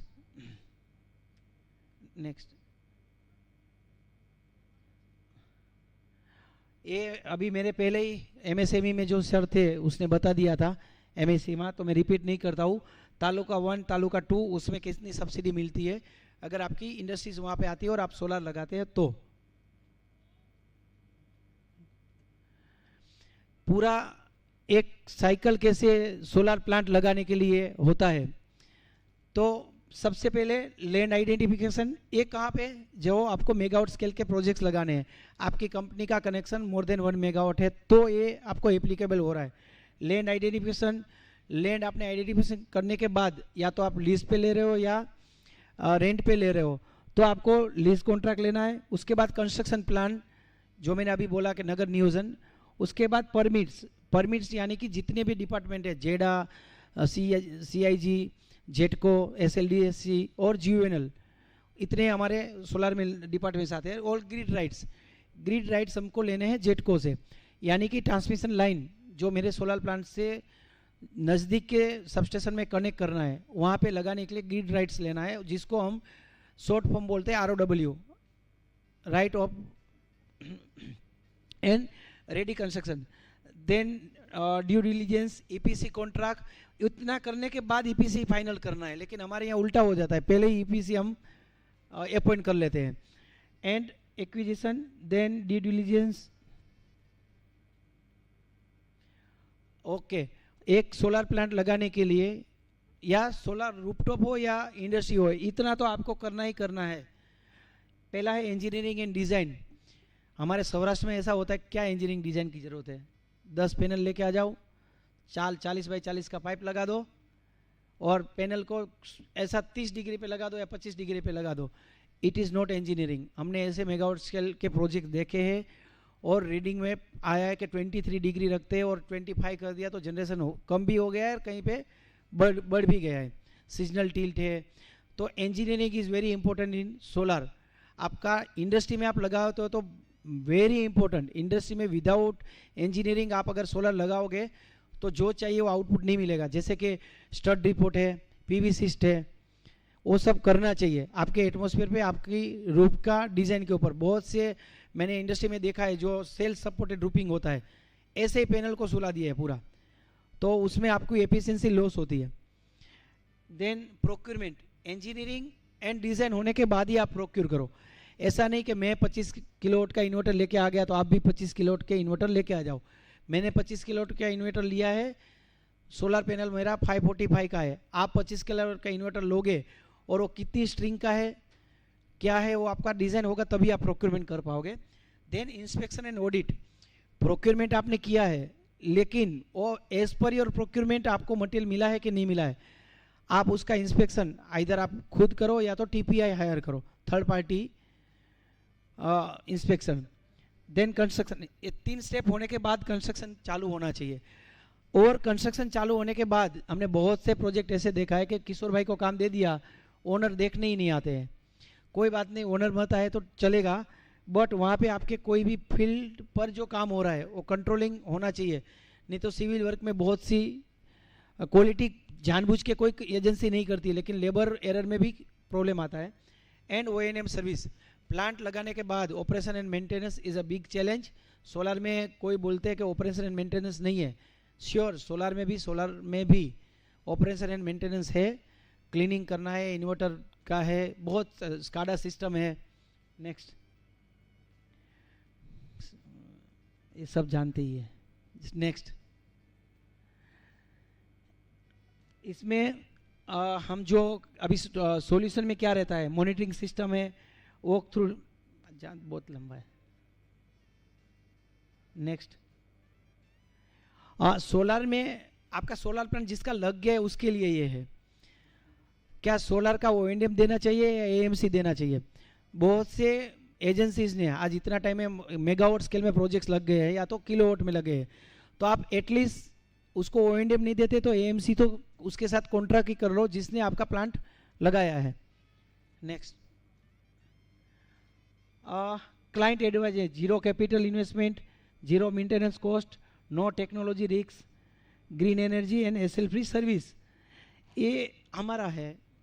या तो सेम सोलर को ही लगता है जीरो कैपिटल इन्वेस्टमेंट, मैं इसलिए बोल रहा हूँ कि अभी लोन सिस्टम चालू हुआ है इसलिए। नेक्स्ट, इतने मॉडल है और इतने स्टेप है सोलर पूरा करने के लिए, या तो कोई भी रिन्यूएबल एनर्जी में जाने के लिए। फर्स्ट कैपेक्स मॉडल है, ओपेक्स मॉडल है, रेस्को मॉडल है, या फाइनेंस मॉडल है, बैंक हो या NBFC हो या प्राइवेट इन्वेस्टर्स, और leasing model. Last is subsidy. Thank you very much. और टेक्नोलॉजी के बारे में तो मैं 1 घंटा बोल सकता हूँ, और सोलर की टेक्नोलॉजी मोबाइल टेक्नोलॉजी जैसा एक मॉडल चेंज हो गया वैसे ही सेम सोलर में आज प्लांट लगाया तो 1-6 महीना के बाद नई पैनल आ जाएगी, नई टेक्नोलॉजी आ गई। आज की डेट में मार्केट में जो mono PERC, mono bifacial, Topcon panel चल रही है, बाइफिशियल के अंदर मार्केट में बहुत ही कन्फ्यूजन है, स्पेशली इन इंडस्ट्रियल के दोनों साइड से पावर जनरेट होता है। नो, दोनों साइड से पावर जनरेट तभी होगा, उसको पर्टिकुलर डिग्री पे रखेंगे तो। आप रेसिडेंट पे या इंडस्ट्री पे 10 फुट हाइट पे लगाओगे तो दोनों साइड पे नहीं होता है, ज़्यादा पैसा मत खर्च करना। Thank you.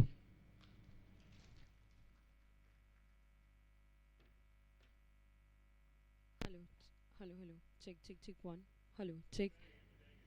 Hello check. Sir के लिए प्लीज़ ज़ोरदार ताली हो जाए क्योंकि इन डेप्थ उन्होंने बहुत सारी नॉलेज दी है। So I guess it was a fruitful session for everyone. Thank you so much sir. So जितनी भी स्पीकर्स अभी तक आए उन सबके लिए please give a huge round of applause. So lastly I would like to request Shri Shankar Tekwani sir on stage to give word of thanks. Sir के लिए प्लीज़ ज़ोरदार ताली हो जाए। We had a great session. I hope everybody had a fruitful session. Yes or no? So कल भी वापस हम लोग एक सेमिनार यहाँ पे करने वाले हैं और एक यहाँ पे पैनल डिस्कशन भी होने वाला है which is right going to be by 11 I guess 11 AM right? तो सभी से रिक्वेस्ट है कि प्लीज़ अगर आपको सेमिनार ज्वाइन करना है तो आप शार्प 11 AM यहाँ पे आ जाना। Thank you so much. Thank you ध्वनि। जैसे कि आप सब जानते हैं पहला दिन है हमारे साणंद ग्लोबल एक्सपो का, जो कि बहुत हिस्टोरिक है। आज का पहले दिन के सारे इवेंट्स यहीं पे समाप्त होते हैं, लेकिन जाने से पहले मैं ये कहना चाहूँगा कि ये हमने क्या पाया आज पहले दिन पे। सुबह तो हमने मिनिस्टर्स वगैरह को सुना, स्पीच सुनी। सेकंड सेशन में हमारे जो 2 सेमिनार हुए, जिनमें था पहले MSME, the backbone of Indian economy. उसमें हमें बैंक्स ने बताया है कि क्या क्या स्कीम्स हैं, चाहे वो लार्ज स्केल कंपनी है या एमएसएमई कंपनी है, क्या क्या गवर्नमेंट ने उनके लिए पॉलिसी निकाली हुई है, क्या क्या लोन की स्कीम है। पूरे तरीके से गुजरात गवर्नमेंट और भारत सरकार सपोर्ट कर रही है। फिर हमें ऐसा बताया गया है कि इसके लिए सब्सिडी भी दे रही है। आप भाई लोन तो ले रहे हो, मशीनें खरीद कर रहे हो, सब कर रहे हो, लेकिन सरकार आपको सस्टेन करने के लिए, बिजनेस सस्टेन करने के लिए आपको सब्सिडी भी प्रोवाइड कर रही है।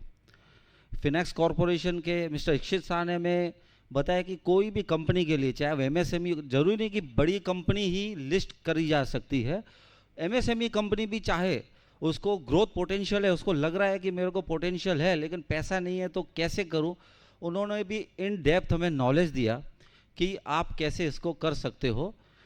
ओवरऑल बहुत ही नॉलेजेबल सेशन था एमएसएमई वाला। दूसरे सेशन की तरफ हम बोलें तो संदीप अग्रवाल जी ने बहुत एक अच्छी बात सिखाई है, किसी भी इंडस्ट्रीज के लिए जाना ज़रूरी है। हम बिज़नेस तो स्टार्ट करते हैं लेकिन हम ये सोचते हैं कि हम कितना बड़ा करेंगे, कितना कमाएंगे, लेकिन यहाँ पे ये थ्योरी नहीं है। फॉरेन में सर ये थ्योरी है कि आप बिज़नेस करते हो तो पैसे के अलावा आप क्या बदलाव ला सकते हो, ये उसका मूल एसेंस होना चाहिए बिज़नेस का। जैसे आपको प्रकाश वर्मा जी साहब ने बताया है कि भाई आप पेटेंट मत कराओ, पेटेंट कराओगे तो टेक्नोलॉजी बिल्कुल लिमिटेड हो जाएगी। बिल्कुल सही बात है सर। विज़न हमारा ये नहीं होना, लिमिटेड नहीं होना चाहिए कि भारत में ही रहना चाहिए। आप जो सर कर रहे हैं हाइड्रोजन टेक्नोलॉजी, वो पूरे पर्यावरण के लिए है, पूरे एनवायरनमेंट के लिए, पूरे प्लैनेट के लिए है सर। तो मुझे खुशी होगी सर जो आपने आज बोला है कि आप इसको एक्सपांड करेंगे, तो जितने ज़्यादा लोग करेंगे उतना ही हमारा प्लैनेट बच पाएगा सर, और सबकी इसमें अपना फ़ायदा ही है सर। तो thank you for that insight आपने जो दिया है सर। मैं चाहता हूँ सब लोगों को ये लेना चाहिए। हम चाहे जो भी बिज़नेस करते हों, जो भी प्रोडक्ट हो, लेकिन उनमें से हम थोड़ा थोड़ा तो हम कर सकते हैं ऐसा। अंत में किशोर सिंह जाला जी ने सोलर के बारे में इतना ज्ञान दिया है कि अब तो लगता है कि मुझे भी सोलर का प्लांट लगाना ही चाहिए इंडस्ट्री में और घर में। तो डेफिनेटली वो फ़ायदे वाली चीज़ तो देखिए है ही है। हम बहुत एप्रीहेंशंस रखते हैं कि भाई कैसा होगा, कॉस्टिंग बहुत होगी, चल छोड़, लेकिन नहीं, आज उन्हें बिल्कुल इतना सिंपली तरीके से समझाया है।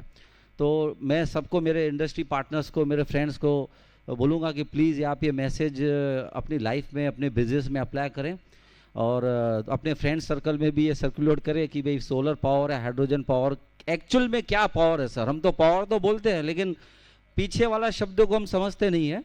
तो हाइड्रोजन पावर या रिन्यूएबल पावर है, वो एक्चुअली बहुत ज़्यादा पावर में पावर है सर, वो समझना सोचना ज़रूरी है सर। तो बस मैं ज़्यादा समय नहीं लूँगा। आप सब लोगों का सर तहे दिल से फिर से धन्यवाद। मैं, हमारी एंकर हैं ध्वनि को मैं बहुत ही दिल से धन्यवाद बोलना चाहूँगा कि उन्हें बहुत ही सुबह से लेकर शाम तक अच्छे तरीके से कंडक्ट किया है। थैंक यू सो मच ध्वनि। ध्वनि जी जैसे बताया कि कल हमारे 2 और सेमिनार्स लाइनअप है, बहुत ही इंटरेस्टिंग सब्जेक्ट्स हैं। पहला तो है वुमेन एम्पावर का। एक तो हम बोलते हैं कि वुमेन को एम्पावर करना है, that is wrong thing. Women are already powered and we are no one to empower them, क्योंकि नारी शक्ति में ही है शक्ति, तो अलग अलग नहीं कर सकते हैं। नारी इटसेल्फ इज अ शक्ति। आप नारी बोलो तो शक्ति है, शक्ति बोलो तो नारी है।